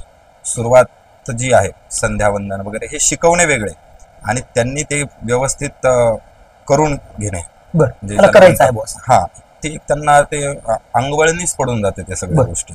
सकाळी लवकर उठणे, त्यानंतर शौचमुख मार्जन करणे. साधारणतः 4:30-5 वाजेपर्यंत विद्यार्थी इथे उठतात. 5 वाजेपर्यंत. कारण की खूप आधी उठायला जर म्हटलं, आपली जी पाठशाळा आहे हे मध्यवस्तीमध्ये असल्यामुळे आजूबाजूच्यांचाही विचार थोडासा या ठिकाणी मला करावा लागतो की खूप मोठ्याने मंत्र म्हटला तर आजूबाजूच्यांना त्रास होऊ शकतो. कारण की ते बिचारे थकून आलेले असतात, त्यांना आरामाची गरज असते किंवा त्यांचे ऑब्जेक्शन आपल्या याच्यावरती यायला नको याची काळजी मला घ्यावी लागते. तर त्या अनुषंगाने आपण एक 4:30-5 वाजेचा उठण्याचा वेळ ठेवलेला आहे. 5 वाजता उठल्यानंतर शौचमुख मार्जन केल्यानंतर प्रातस्मरण होत असते इथे. प्रातस्मरण झाल्यानंतर त्यांना स्वाध्यायासाठी म्हणजे रिव्हिजन आवृत्ती ज्याला ते 1 तासाचा वेळ त्यांना रिव्हिजन साठी दिलेला आहे. तो साधारणतः 6:30 वाजेपर्यंत रिव्हिजन करतात. रिव्हिजन झाल्यानंतर वैयक्तिक त्यांचे काही कामे त्यांना आम्ही वाटून दिलेले असतात. बाऱ्या नक्कीच. कारण की पाठशाळेमध्ये जे विद्यार्थी आहेत त्यांना स्वतःची कामे स्वतःच करावी लागतात. जसे झाडून घेणे, स्वतःचे ताटं स्वतःच घासणे, त्यांचे वैयक्तिक त्यांचे जे कपडे आहेत ते स्वतःचे स्वतः धुणे, पुसणे. आता गोसेवेची कामं देखील मी स्वतःही करतो त्यांच्यासोबत आणि ते आनंदाने करतात. म्हणजे सगळ्या प्रकारचे गाईचं दुखण्यापासून दूध काढण्यापासून सगळे कामे असतात. स्वच्छतेचं तर नक्कीच, कारण की इथे स्वच्छता जर नसली तर परत ऑब्जेक्शन काळजी घ्यावीच लागते. हा, तर हे सगळे कामे आणि नंतर स्नान, संध्या, अल्पाहार, सूर्यनमस्कार, योग, ध्यान, प्राणायाम इत्यादीसाठी त्यांना 8:30 पर्यंतचा वेळ दिला. 6:30 ते 8:30 हा 2 तासाचा कालावधीमध्ये त्यांनी स्नान, संध्या, सूर्यनमस्कार, योग, ध्यान, प्राणायाम, अल्पाहार करून परत 8:30 वाजता त्यांनी इथे अभ्यासासाठी बसायचा. तर 8:30 वाजता अभ्यास सुरू होतो. त्यामध्ये आमच्याकडे सध्या 4 बॅच आहेत आणि 4 शिक्षक आहेत. 4 शिक्षक असे 2 वेदाचे आणि 2 आधुनिक विषयाचे. आधुनिक विषयामध्ये संस्कृत, सामाजिक विज्ञान एक शिक्षक घेतात आणि गणित, इंग्रजी आणि सायन्स हे जे विषय आहेत ते आमच्याकडे एक मुळे मॅडम म्हणून आहेत, योगिनी मुळे, त्या घेतात. संस्कृतसाठी आनंद जोशी म्हणून आहेत, तर ते संस्कृत आणि सामान्य शिकवतात. तर 8:30 ते 12:30 याप्रमाणे क्रम अभ्यास चालतो. म्हणजे संस्कृतची बॅच संपली की ती सामान्य विज्ञान, गणित इंग्रजीकडे जाईल. गणिताची बॅच संपली की ती एक उपेंद्र गुरुजी आहेत त्यांच्याकडे जातील आणि एक दुसरी अजून बॅच संपली की ती माझ्याकडे येईल. अशा प्रकारे अशा बॅच 4ही बॅचच्या संथा आणि 4ही बॅचचं हे आम्ही नियोजन बसवलेलं आहे. सकाळी 12:30 पर्यंत आमच्या संथा आणि ते शिकवणं जे आहे ते पूर्णपणे होऊन जातं. तर 12:30 ते 2, 12:30 ते 2 भोजन व विश्रांती. त्यामध्ये आधी वैश्वदेव होतं आणि भोजन आणि विश्रांतीसाठी तो 2 वाजेपर्यंत वेळ दिला. 2 ते 5 परत स्वाध्याय, म्हणजेच त्यामध्ये आवृत्ती, सामूहिक आवृत्ती, त्यानंतर मंत्र पाठांतर, विद्यार्थ्यांनी मंत्र पाठ करणे आणि आम्ही त्यांचे झालेले मंत्र अध्याय जे आहेत ते पाठ घेणे असा एक क्रम असतो दुपारच्या सत्रामध्ये. दुपारच्या सत्रामध्ये. तर कधी कधी मला म्हणजे कधी बऱ्याच वेळेस मला बाहेर कार्यक्रमाला वगैरे जावं बरोबर, लागतं, बरोबर. पण सकाळी अभ्यास जर झाला नाही तर दुपारच्या सत्रामध्ये मी तो अभ्यास घेतो. वा. अशा प्रकारचं माझं नियोजन ते केलेलं आहे मी. नंतर 5 ते 6 त्यांना खेळण्यासाठी आम्ही वेळ दिलेला आहे. वा. तर खेळण्यासाठी इथे जवळच महानगरपालिकेचं आमचं मैदान आहे. बर. त्या मैदानावरती सगळे विद्यार्थी जाऊन खेळतात. जे मैदानी खेळ खेळतात सगळे, हो, म्हणजे धोत्रावरती वगैरे सगळे क्षेत्रावरती मी सुद्धा क्रिकेट वगैरे तसं खेळ. सोबत कधी कधी. बर. हा, तर क्रिकेट वगैरे खेळतात, कबड्डी वगैरे पण खेळतात त्या ठिकाणी. आणि घरी पण सुट्टीच्या दिवशी म्हणजे अष्टमी प्रतिपदेला बर. अशा सुट्ट्या असतात त्यावेळेस कॅरम वगैरे आहे. बरोबर. या असं. आणि आपण सुट्टीच्याच दिवशी त्यांना टीव्ही वरती चांगले चांगले प्रोग्राम्स, चांगले चांगले पिक्चर्स वगैरे पण आपण इथे दाखवत असतो. बरोबर. हो. तर 6 वाजेपर्यंत हा दिनक्रम असा असतो. 6 ते 6:30 7 वाजेपर्यंत बर. त्यांचे संध्याकाळचे काही कामं असतील वैयक्तिक ते करून 7 वाजेपर्यंत ते सायं संध्या करून 7 वाजता चतुर्वेद सेवा असते. बर. चतुर्वेद सेवेमध्ये 4ही वेदांचे मंत्र, रामरक्षा, भीमरूपी, विविध प्रकारचे दररोज स्तोत्रे, त्यानंतर व्याकरणाचा काही भाग, पुराणांचा काही भाग बर. आणि भजन, अच्छा. गायन भजन. आमच्या पाठशाळेमध्ये 2-3 विद्यार्थी चांगल्या प्रकारचा तबला देखील वाजवतात. वा वा. बरेच विद्यार्थी म्हणजे जवळजवळ सगळेच विद्यार्थी टाळ देखील वाजवतात, अरे वा. छान गायन देखील करतात आणि मी सुद्धा त्यांच्यासोबत असतोच त्यामध्ये. वा. आणि उत्तम प्रकारे ते भजन वगैरे पण करतात. 8 वाजेपर्यंत असा दिनक्रम चालल्यानंतर 8 ते 8:30 पर्यंत त्यांचं सायं भोजन असतं. अच्छा. हा, 8:30 पर्यंत झाल्यानंतर 8:30 नंतर त्यांचा वैयक्तिक त्यांना जो आपण होमवर्क ज्याला म्हणतो, बर. गृहपाठ, म्हणजे शालेय शिक्षणाचा की वैदिक शालेय शिक्षण, शालेय बरोबर. शिक्षणाचा होमवर्क जो आहे बर. तो साधारणतः 9:45 वाजेपर्यंत त्यांचा असतो. बर. 9:45 ते 10 वाजेपर्यंत रात्री सूक्त पठण, बर. दिनक्रम अवलोकन मी त्यांना सांगितलेलं आहे की तुम्ही दिवसभरात काय काय केलेलं आहे अभ्यास, तर तो तुम्ही लिहायला पाहिजे किंवा त्याचं स्मरण करायला पाहिजे. बर. तर ते अवलोकन करायचं आणि 10 वाजता त्यांनी सगळ्यांनी झोपायचं. म्हणजे अशा ते प्रकारे. रोजनिशी वगैरे म्हणतो ते तसं सगळं हो. मेंटेन करायचं हो, सर्वांनी. हो. माझ्याकडे देखील मी काय शिकवलंय 2004 पासून माझ्याकडे आजपर्यंतचं सगळं लेखी आहे. काय सांगता? कोणत्या दिवशी काय संथा दिलेली आहे, म्हणजे प्रत्येक दिवसाचं आहे प्रत्येक की दिवसाचं, प्रत्येक काय दिवसाचं. सांगता? हो, म्हणजे ही रोजनिशी तुम्ही मागच्या जवळपास 20 वर्षांपासून फॉलो करता. हो, हो. यामध्ये काहीही बदल झालेला नाही. नाही. कामानिमित्त माझ्याकडे बाहेर गावी असाल किंवा जमलं नाही तेव्हा त्याची कशी नोंद मग? ते लक्षात राहतं ना. बर. हा, त्या दिवशी तिकडून आल्यानंतर त्या दिवशीचं ते कामच लिहायचंय. आपण समजा एका दिवशी काहीतरी यज्ञाला वगैरे गेलो, हो, तर ते यज्ञाच्या दिवशी अशा अशा प्रकारचा यज्ञ केलाय, त्या दिवशी काही अभ्यास काहीही केलेला असेल नाही. लिहिणं गरजेचं. रोजनिशी आपण ती राखायची म्हणजे हो, हो. वा. ते माझ्याकडे 20 वर्षाचे रेकॉर्ड आहेत. क्या बात. आता आपण विद्यार्थ्यांचं वैदिक शिक्षण उत्तमरित्या आपण विद्यार्थ्यांकडून करून घेताय, त्यांना विद्या प्रदान करताय. शालेय शिक्षणामध्ये विद्यार्थ्यांचं कसं नियोजन, म्हणजे शालेय शिक्षणामध्ये त्यांचं भविष्याच्या दृष्टिकोनाने त्यांनी कशा पद्धतीने वाटचाल करावी याचं तुम्हाला काय, त्यांच्यातला स्पार्क कसा कळतो हे मला म्हणायचं. बरोबर आहे. दोन्ही शिक्षण तर खूप कठीण आहे, खूप अवघड आहे. अवघड आहे. वेदाचं शिक्षण तर मी तो म्हणतो शालेय शिक्षणापेक्षा कठीण खरंच आहे. अवघड, खरंच. शालेय बरोबर. शिक्षण एखाद्या वेळेस कसं आहे, पहिलीला गेला मनुष्य की त्याला बालवाडीचा काही अभ्यास नसतो, दुसरीला गेला की त्याला पहिलेचा अभ्यास नाही, काहीच दुसरीचा नसतं. अभ्यास. पण बरोबर. वेदाच्या बाबतीत मात्र तसं नाही. तुम्ही पहिल्या दिवशी जे शिकले ते शेवटच्या दिवशीपर्यंत किंवा जन्मभरापर्यंत ते तुम्हाला लक्षात ठेवायचे, पाठ ठेवायचे आणि ते पाठ राहायलाच पाहिजे असं प्रश्नच माझाही नाही. अगदी बरोबर. आग्रह आहे सगळ्या विद्यार्थ्यांना. तर शालेय शिक्षण हे पालकांची नक्कीच इच्छा असते की या अभ्यासासोबत शालेय शिक्षण देखील झालं व्हावं. पाहिजे. तर आम्ही बऱ्याचशा विद्यार्थ्यांचे ऍडमिशन जे आहेत ते शाळेमध्ये बाहेरच्या शाळेमध्ये केलेले असतात. म्हणजे टाईप वगैरे झालेलं तुमच्या पाठशाळेच्या हो. ठिकाणी. बर. तर त्यांना आम्ही परीक्षेसाठी त्या ठिकाणी पाठवत असतो. त्यांचा अभ्यास थोडाफार आहे परीक्षेच्या काळामध्ये आम्ही इथे करून घेतो. बर. आणि शालेय शिक्षणाच आहेच ते तसं नियोजन, पण महर्षी संदीपनी राष्ट्रीय वेद विद्या प्रतिष्ठानच्या देखील परीक्षा या आपण आपले विद्यार्थी सगळे देत असतो.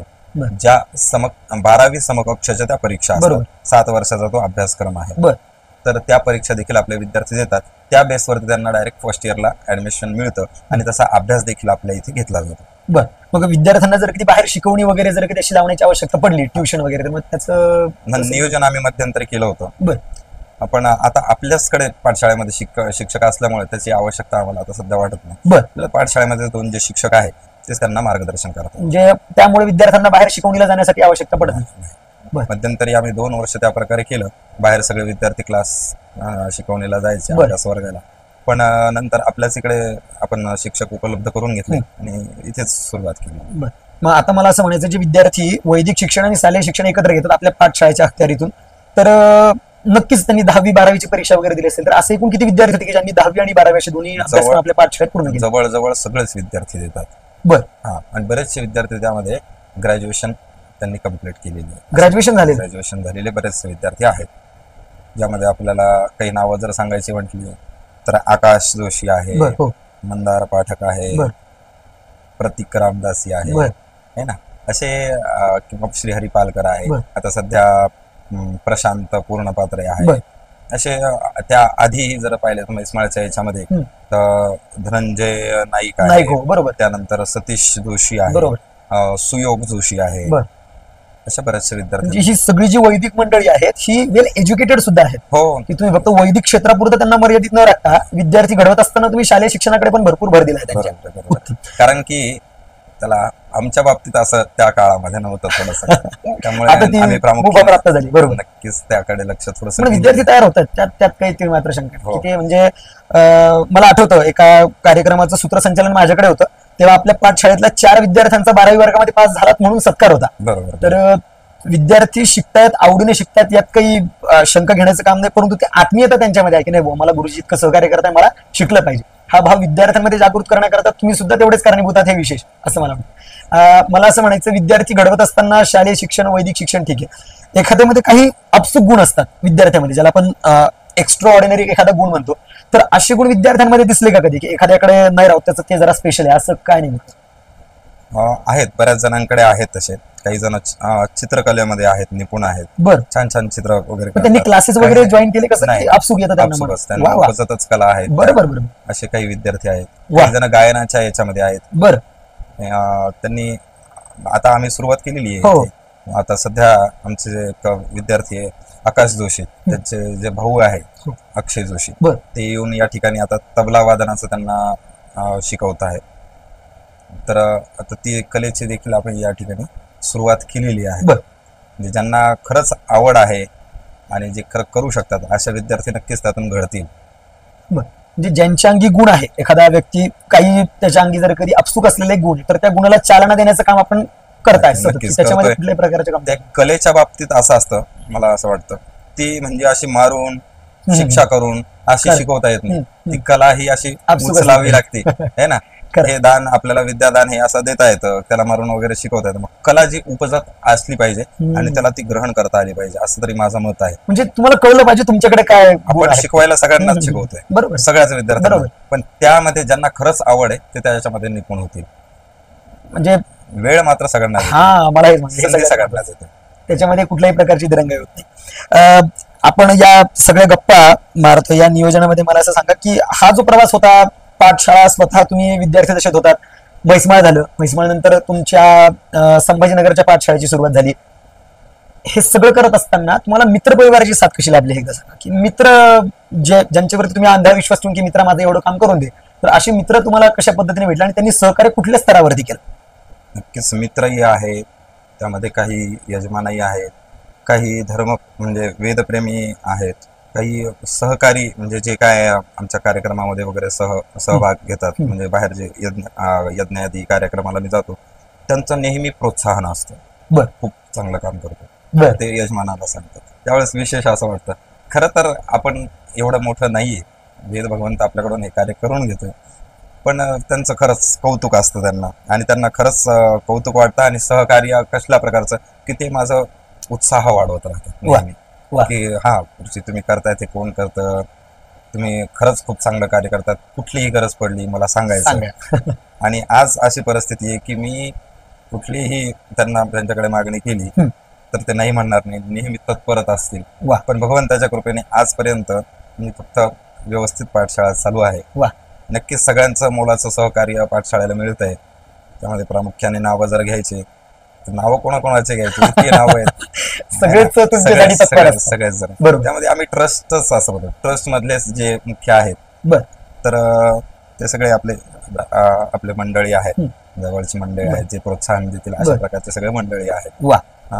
पण जसं जरी असलं तरी वैयक्तिक लक्ष हो, देऊन मला प्रश्नच कार्य नाही, प्रश्नच नाही. मला जास्त ते सगळं कार्य करावं लागतं. गुंतून राहून काम करावं लागतं. हो. अगदी बरोबर. आणि सगळंच विद्यार्थ्यांना शिकवण्यापासून व्यवस्थापनासाठी जे काय आवश्यक आहे त्या सगळ्या गोष्टी, हम्म. त्यानंतर पैसा आणण्यापासून पैसा खर्च करण्यापर्यंत सगळं वगैरे नियोजन तुमच्या हाती आहे. त्यामध्ये आमचे काही 1-2 विद्यार्थी आहेत ज्यांना हिशोबाचं वगैरे काम पाहतात. बरं. त्यामध्ये युवराज दिवेकर आहे, बरं. नंतर आकाश जोशी आहे, जे वार्षिक हिशोब सगळा पाहतात. वा. म्हणजे तुम्ही पाठशाळेचं IT रिटर्न वगैरे सगळं नियोजन सगळं करता? सगळं आमच्या बरं. पाठशाळेची स्थापना झाली 2012 इथे. त्यानंतर 2014ला आम्ही रजिस्ट्रेशन केलेले पाठशाळेमध्ये धर्मदाय आयुक्तालयाच्या मार्फत. बरं. तर रजिस्ट्रेशन आहे. पाठशाळेला ATG ची सुविधा आहे, बरं. 12A ची सुविधा आहे. बरं. म्हणजेच ज्या कोणी दात्यांना पाठशाळेला मदत करायची असेल तर त्यांना ह्या सगळ्या टॅक्स मधून सूट, म्हणजे करामध्ये सवलत मिळते करामध्ये प्रत्येकाला. सवलत. वा वा. म्हणजे आपण पाठशाळा पूर्ण अपडेट केली या बाबतीत. हो, आता ते ATG आणि 12A जे आहे ते आपल्याला मागच्याच वर्षी म्हणजे 2022 मध्ये बरं. मिळालेलं आहे. बर. आपल्याकडे असं म्हणतात की वेदोखिलो धर्ममूलम स्मृतिशिलेच तद्विदम आचारश्चैव साधूनाम आत्मनस्तुष्टिरेवच. तर ही वेदांची सेवा करत असताना गोष्टी आपल्याला आपसूक मिळतात, किंवा आपण मनातून एखादी गोष्ट चिंतली आणि ती गोष्ट मला, माझे कष्ट आहेतच त्यात शंकाच नाही, परंतु ती गोष्ट आपसूक मला भेटते, तर हा अनुभव येतो तुम्हाला सारखा सारखा? वेळोवेळी पावलं बरं. अनुभव. याचा साधा एक अनुभव मी सांगतो आपल्यास, की पाठशाळा नुकतीच या ठिकाणी सुरुवात झाली होती. मला वाटतं 2014-15 ची गोष्ट आहे. विद्यार्थी त्या ठिकाणी अभ्यासाला स्वाध्यायाला बसलो होतो. तर त्यामध्ये सागर शांडिल्य, रवी जोशी, नागेश कुलकर्णी हे आपल्या परिचयाचे आहेत. हे सगळे माझ्यासमोर बसलेले होते. आमचा स्वाध्याय सुरू होता आणि आमच्या आई आत घरातून आल्या आणि म्हणाल्या की आता आपल्या घरी साखर आणि तूप एकदम पूर्णतः संपलेले, ते लगेचच आणावं लागणार. मी स्वाध्याय करत होतो. करता असताना म्हणून थांब, मी आता जाणार आहे बाहेर थोड्या वेळात एका ठिकाणी आणि येताना मी घेऊन येईल. आमचा स्वाध्याय संपला आणि त्या कार्यक्रमाला गेलो. तो एक मुंजीचा कार्यक्रम होता बघा. CM आपल्याला माहिती आहे, पिंपळे गुरुजी, त्यांच्या नातवाची मुंज होती आणि तिथेच तुला दान प्रयोग वगैरे झाला होता. आणि तिथे जेवढे ब्राह्मण शांतीपाठासाठी आलेले होते त्यामध्ये मी पण होतो. त्यांनी ते तुला दानाचं साहित्य सगळं वेगवेगळं होतं, ते सगळं वेगवेगळ्या ब्राह्मणामध्ये वाटून दिलेलं, त्यांना दान दिलं. तर नेमकं माझ्या हातामध्ये त्यांनी साखर आणि तूपच दिलं आणि ते घरी योगायोग. बघा कसे योग असतात.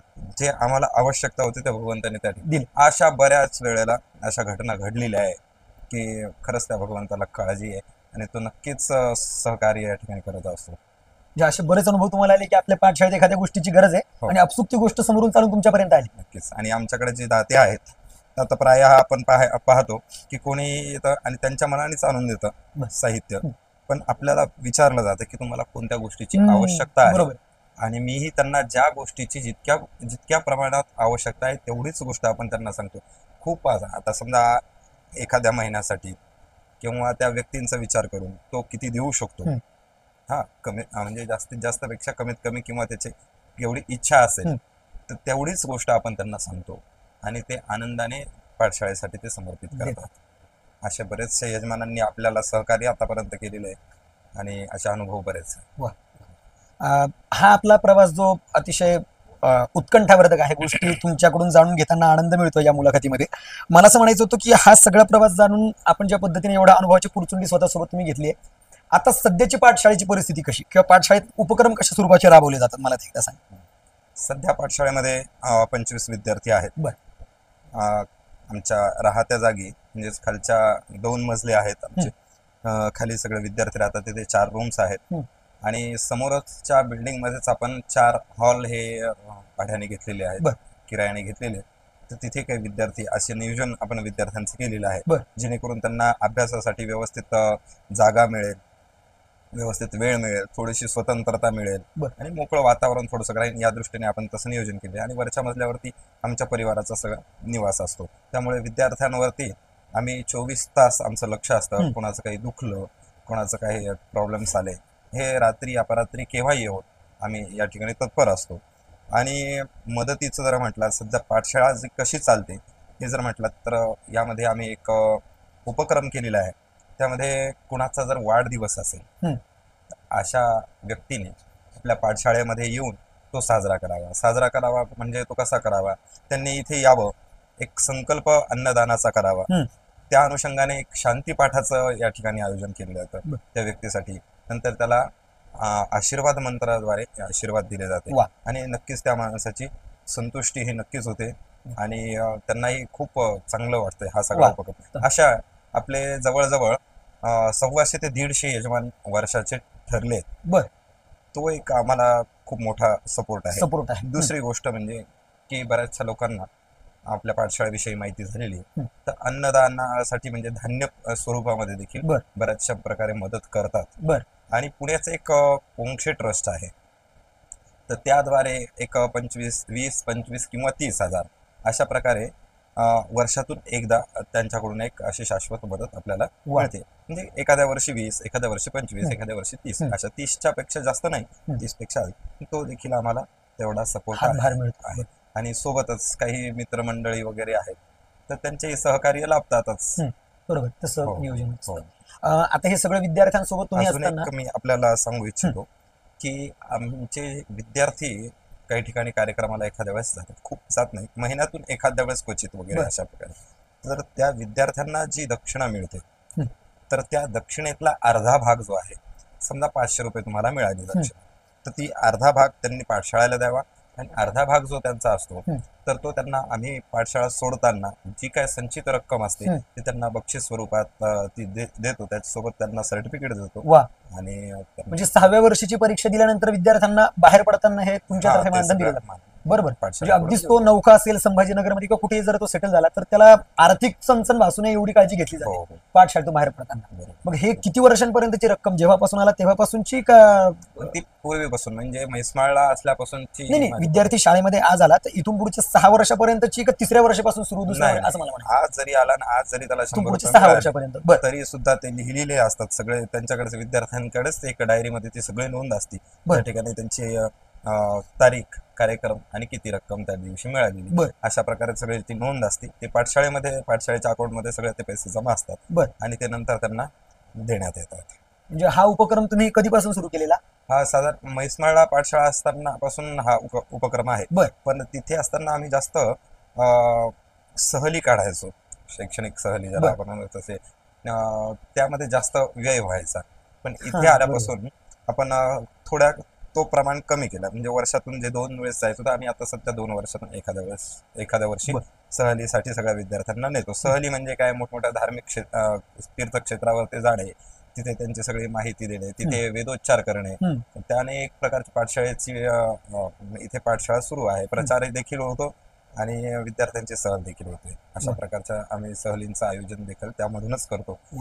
तर अशा प्रकारे सगळ्या पाठशाळेला सहकार्य आहे, त्यातून पाठशाळा सुरू आहे सध्या. मला असं म्हणायचं होतं की पाठशाळेत काही उपक्रम करत असाल ना तुम्ही, की कुठल्या स्वरूपाचे आणि कसे, विश्वकल्याणासाठी केलेले उपक्रम कशा स्वरूपाचे, मला असं म्हणायचं होतं. जनकल्याणासाठी म्हणून आम्ही पाठशाळेच्या वर्धापन दिनी एक दरवर्षी एका यज्ञाचं आयोजन करत असतो.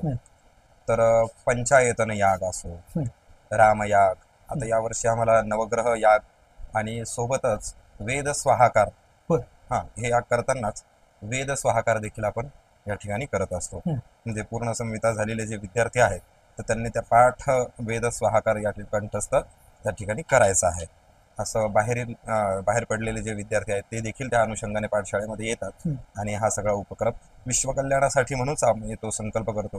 त्यामध्ये विशेषतः ज्या वेदप्रेमींनी आपल्याला सहकार्य केलेलं आहे त्यांचं देखील कल्याण व्हावं, त्यांच्या देखील मनोकामना पूर्ण व्हावी, या दृष्टीने आम्ही तो संकल्पपूर्वक तो समारंभ करत असतो. आणि सोबतच आपण सामाजिक क्षेत्रामध्ये जर म्हटलं तरी संस्कार शिबिरांचं आयोजन देखील आपण या ठिकाणी आपण केलेलं आहे. आणि अजूनही आपल्या मार्फत मी सांगू शकतो की कोणी जर असं नियोजन जर केलं की सगळ्यांना शिकवायचं, काही भगवद्गीता शिकवायची, रामरक्षा, गणपती अथर्व शीर्ष, काही नित्यविधी, असं काही जर शिकवायचं असेल, त्यांनी सगळं नियोजन करावं. आम्ही त्या ठिकाणी येऊन शिकवण्यास किंवा आमच्या विद्यार्थ्यांसहित येऊन शिकवण्यास, त्यांना सगळं मार्गदर्शन करण्यास आम्ही तत्पर आहे. केव्हाही त्यांनी आम्हाला सांगितलंय तर आम्ही त्यासाठी. यासाठी तुमच्या वेळेची काही सीमारेषा असेल, इतके दिवस किंवा इतका वेळ असेल? साधारणतः उन्हाळ्यामध्ये किंवा दिवाळीच्या सुट्ट्यामध्ये ते असे कार्य ठरवले जातात. तर मला वाटतं एक 10 दिवसाचं जरी शिबिर घेतलं तर बर. तर त्यामध्ये समग्र रामरक्षा इत्यादी बराचसा अभ्यास विद्यार्थ्यांचा होऊ शकेल. आणि ब्राह्मण जर विद्यार्थी असतील तर त्यांना आपण संध्या किंवा काही हम्म. सूक्त जे आहेत, हम्म. पुरुष सूक्त, श्री सूक्त इत्यादी हम्म. आपण त्यांना शिकवू शकू. हम्म. हम्म. इतर सर्वांसाठी मात्र आपण सगळ्या प्रकारचे स्तोत्र, भगवद्गीतेचे हम्म. श्लोक हम्म. इत्यादी आपण नक्कीच याचं नियोजन करू शकतो. वा. हे विद्यार्थी शिक्षण आपण त्यांना देत असलेली सेवा तिथपर्यंत मान्य. मी आता शाळेत येत होतो आपल्या, मला गायींची सेवेचं जरा विशेष आपल्याकडे असलेलं प्रभुत्व वाटलं. गौसेवेचं महत्व काय तुमच्या मताप्रमाणे? नक्कीच. वेद आणि गो, गो म्हणजे गाय, यांचं अतूट नातं आहे. ही सेवा ही घडलीच पाहिजे. गावो विश्वस्य मातरः हा सांगितले, गोस्तु मात्रा न विद्यते असं सांगितले, पशून पाही. गाय ही सर्व विश्वाची माता आहे, तिच्याशिवाय काही नाही. हे निसर्ग जे आहे हे सगळं तिच्यावरती अवलंबून आहे. त्या जर जगल्या, त्यांचं जर व्यवस्थित पालन पोषण झालं तरच आपण सर्व टिकणार, आपली संस्कृती टिकणार. त्याकरता गाईचं पालन हे झालंच पाहिजे. तर पाठशाळेमध्ये गोमातेचं असणे म्हणजे हे अत्यंत आवश्यक आहे.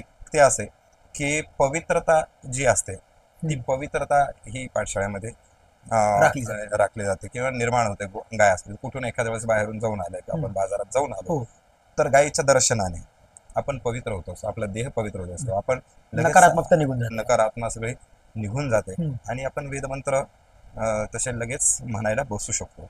नाहीतर वेदमंत्र म्हणताना असं सांगितलेलं आहे की खूप पवित्रता, त्या ठिकाणी हातपाय धुवून किंवा शौचाला जरी गेलं तरी ते स्नान करून तुम्हाला त्या ठिकाणी वेदमंत्र म्हणायचे सांगितलेले आहे. इतके पवित्र असे ते वेदमंत्र असतात. तर त्याकरता आपण गावात राहतो तर आपल्याकडून कळत नकळत या गोष्टी होतात. तर त्याकरता आपण गायीची इथे मुख्यतः इथे पालन केलेलं आहे. नंतर सगळे जे विद्यार्थी आहेत यांना दूध मिळावं. आता आपण बघतो बाहेर सगळं भेसळयुक्त दूध, तर इथे जे आहे ह्या गायी दूध देतात, तेच दूध, त्याचं दही, त्याचं तूप हे सगळं विद्यार्थ्यांना मिळतं. वा वा, खूप छान, खूप छान. किती गायी आहेत आपल्याकडे? आपल्याकडे सध्या 2 गायी आहेत. बरं. त्यामध्ये 2 गायी आम्ही याच्यासाठी ठेवलं की आमच्याकडे जास्त जागा नाही. अगदी बरोबर. कारण की गावामध्ये मध्यवर्ती स्थानावरती असल्यावर आणि 2 गायींचंच पालन हे व्यवस्थित होऊ शकतं. जास्त गायी जर वाढल्या तर गायींकडे लक्ष, अभ्यासाकडे लक्ष कमी होतं, गायींकडे लक्ष जास्त वाढेल. तर त्या कारणाने सुद्धा आम्ही 2 गायींचंच इथे नियोजन केलेलं आहे. त्यामध्ये असं एक गाय दूध देते, दुसरी गर्भिणी असते. अच्छा. मग ती एकीने दूध जर बंद केलं तर दुसरी दूध द्यायला सुरुवात, अशा प्रकारचं आम्ही ते सगळं नियोजन केलेलं आहे. सोबतच त्याचं चाऱ्याचं देखील व्यवस्थित नियोजन आहे. त्यांना विविध प्रकारचे गोसेवेकडे विशेष लक्ष आहे. गायी आपल्याकडे जेव्हा पाठशाळा सुरू झाली तेव्हापासून की नंतर आल्या? गायी मला वाटतं आपल्याकडे 2016 पासून आपल्याकडे इथे गाय. बरं, मग तेव्हा गायींची संख्या किती होती? एकच गाय होती. एक गाय होती. आणि ती गाय फक्त अशी घेतली, एक थोडीशी गंमत सांगतो. एक आमच्याकडे एक कुत्रा आम्ही पाळला. बर. त्या कुत्र्याला वाढवण्यामध्ये बराचसा खर्च झाला. त्याच्या सगळ्या आवश्यकता होत्या, कारण की मुका प्राणी असतो त्याला ते सगळं मिळालं पाहिजे. त्याच्या त्या आवश्यकतेनुसार आम्ही त्यांना ते 1 वर्षामध्ये देत गेलो आणि 1 वर्षामध्ये तो खर्च आमचा जवळजवळ 40,000 रुपये झाला. काय झालं? आपण याच्यावरती एवढा खर्च करतोय तर आपण गाय का बरं नाही घ्यायला पाहिजे? हे तर सगळं वेस्टेज आहे. पण गायीचा आपल्याला भरपूर फायदा आहे. त्यामुळे आम्ही तो एक धाडस केलं, आम्ही गाय घेतली आणि तिथून पुढे मग ते आमचं सगळ्याच प्रकारे भरभराट ज्याला म्हणतात. दूध देखील आता आम्ही काही दिवस विकतचं दूध घेतो, ते दूध पुरतच नव्हतं. तेवढंच दूध, एक आश्चर्याची गोष्ट म्हणजे आम्ही विकत घेतानाही 5 लिटरच दूध घेतोय. गाय सुद्धा 5 लिटरच दूध देते, पण ते विकतचं दूध क्षणात संपून जायचं. हे 5 लिटरला इतकी बरकत की याचं दही सुद्धा होतं, तूप सुद्धा होतं आणि मुलं तृप्त होतात अगदी. अशा प्रकारचं हे गायीचे आशीर्वाद असतात. वा, जे गोमातेचे आशीर्वाद आपल्यासोबत आहेत. पहिली गाय जी आपल्याला इथे आपण संगोपनासाठी ठेवली ती कुणी गौदान म्हणून दिली होती की आपण ती खरेदी केली? गौदानच त्या ठिकाणी आम्हाला मिळालं होतं. अप्पा महाराज आपल्याला माहिती आहे, सोनाईचं इथे जे मंदिर आहे संग्रामनगर, त्यांचा यज्ञ झाला होता. त्या यज्ञाचं जे गोदान होतं त्यांनी ते आपल्याला दिलं होतं. मग आपल्याला म्हणजे आमच्या सासरेबावांना दिलं होतं. त्या सासरेबावांनी ती गाय आपल्याला दिली होती. तर ती पहिली गाय. त्यानंतर एक गाय आपण विकत घेतली होती आणि तिचंच एक वासरू म्हणून एक गाय आपल्याकडे आहे आणि एक गाय अजून एक देशपांडे म्हणून त्यांनी दान दिलेली. असे 2 गायी आहेत.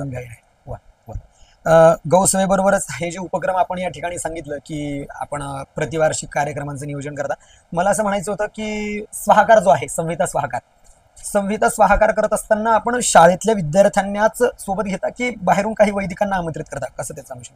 आम्ही आवाहन करत असतो. बर. काही मित्र मंडळी जे आहेत त्यांना व्हॉट्सअपवरती मेसेज पाठवून आमच्याकडे पाठशाळेमध्ये असा असा प्रकारचा स्वाहाकार आहे, आपलं नक्कीच स्वागत आहे, आपण यावं आणि त्यामध्ये सहभाग घ्यावा. नक्कीच सर्वांना आवाहन हे करत असतो. त्यामध्ये प्रामुख्याने विद्यार्थी आणि आमचे काही 2-4 आहेत सहकारी, ते सहभाग घेत असतात त्याच्यामध्ये. बर.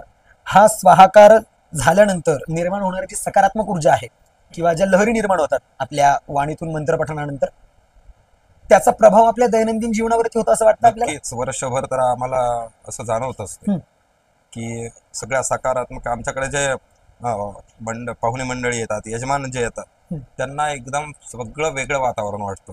बर.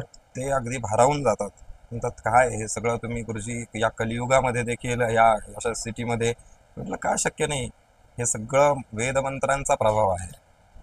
हा अगदी म्हणजे सर्वांचं कल्याण करणारे हे सगळे मंत्र आहेत, ही सगळी सकारात्मकता जी आहे ही सगळी यातूनच येते, हे आम्हाला नेहमी जाणवतं. आता हे सगळं उत्तमरित्या आपण हा जो सगळा आपला उपक्रम राबवताय, या सगळ्या उपक्रमांमध्ये छोट्यातला छोटा आणि मोठ्यातला मोठा, वेदप्रेमी हे सगळे सारखेच, परंतु सहकार्याची भावना कुणाची कशी आणि कुणी कशा प्रकारचं सहकार्य आतापर्यंत केलं वेदप्रेमींनी? तसं वेदप्रेमी येऊन विचारत असतात की आपल्याला कशा प्रकारची आवश्यकता आहे, काय काय तुमच्या गरजा आहेत, विद्यार्थ्यांना कशा प्रकारे म्हणजे काही आवश्यकता आहे का, त्यानुसार आम्ही त्यांना सांगतो की विद्यार्थ्यांना एक तर वस्त्रसेवा वगैरे, त्या वस्त्रसेवा तुम्ही देऊ शकता, कारण की बरेचसे विद्यार्थी असे असतात जे साधारण कुटुंबातून आलेले आहेत, तर त्यांच्यासाठी हातभार एक प्रकारचं लागतं. त्यानंतर अन्नदान सेवा तर ही आहेच आहे.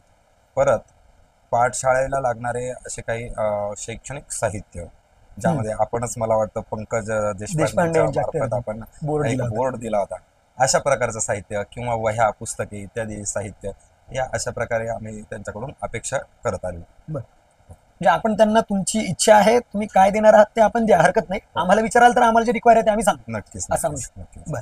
म्हणजे वेदप्रेमींचं सुद्धा सहकार्य आपल्या पाठशाळेला आणि आपल्या कार्याला आहे. निश्चित, त्यामुळेच पाठशाळा आपली चालते व्यवस्थित. नक्कीच. म्हणजे त्यांच्या सहकार्यामुळे मी माझ्या बोर्डवरती, मी ते बोर्ड वाचला, मी तेच म्हणणार होतो, माझ्या बोर्डवरती लिहिलेलं आहे की वेदप्रेमी जनानाम सहकार्य श्रीकृष्ण गुरुकुल वेद पाठशाळा. नक्कीच आपल्या एकट्याचं काम नाही, हे भगवंत या सगळ्या लोकांच्या माध्यमातून हे सगळं करून येते, अशीच माझी भावना आहे. म्हणजे असं म्हणता येईल आपल्याला की वैदिक धर्माकडे बघण्याचा दृष्टिकोन हा, जी सात्विक मानसिकता पाळणारी मंडळी आहेत स्वतःच्या अंतःकरणामध्ये, त्यांना माहिती की यांचं कार्य अतिशय उत्तम स्वरूपाचं आहे आणि त्यांनी केलेलं सहकार्य वेद पाठशाळेला इतक्या दूरपर्यंत आणून ठेवू शकतं आणि इथून पुढे उत्कर्ष होणार. नक्कीच. यात काही शंका नाही. वेद पाठशाळेचा हा पूर्ण प्रवास 12 वर्षांचा, आपण घेत असलेले उपक्रम, आपल्याकडे असलेली विद्यार्थी संख्या लक्षणीय, अख्खा महाराष्ट्रभर आपल्या पाठशाळेचा आणि आपल्या कार्याचा बोलबाला आहे.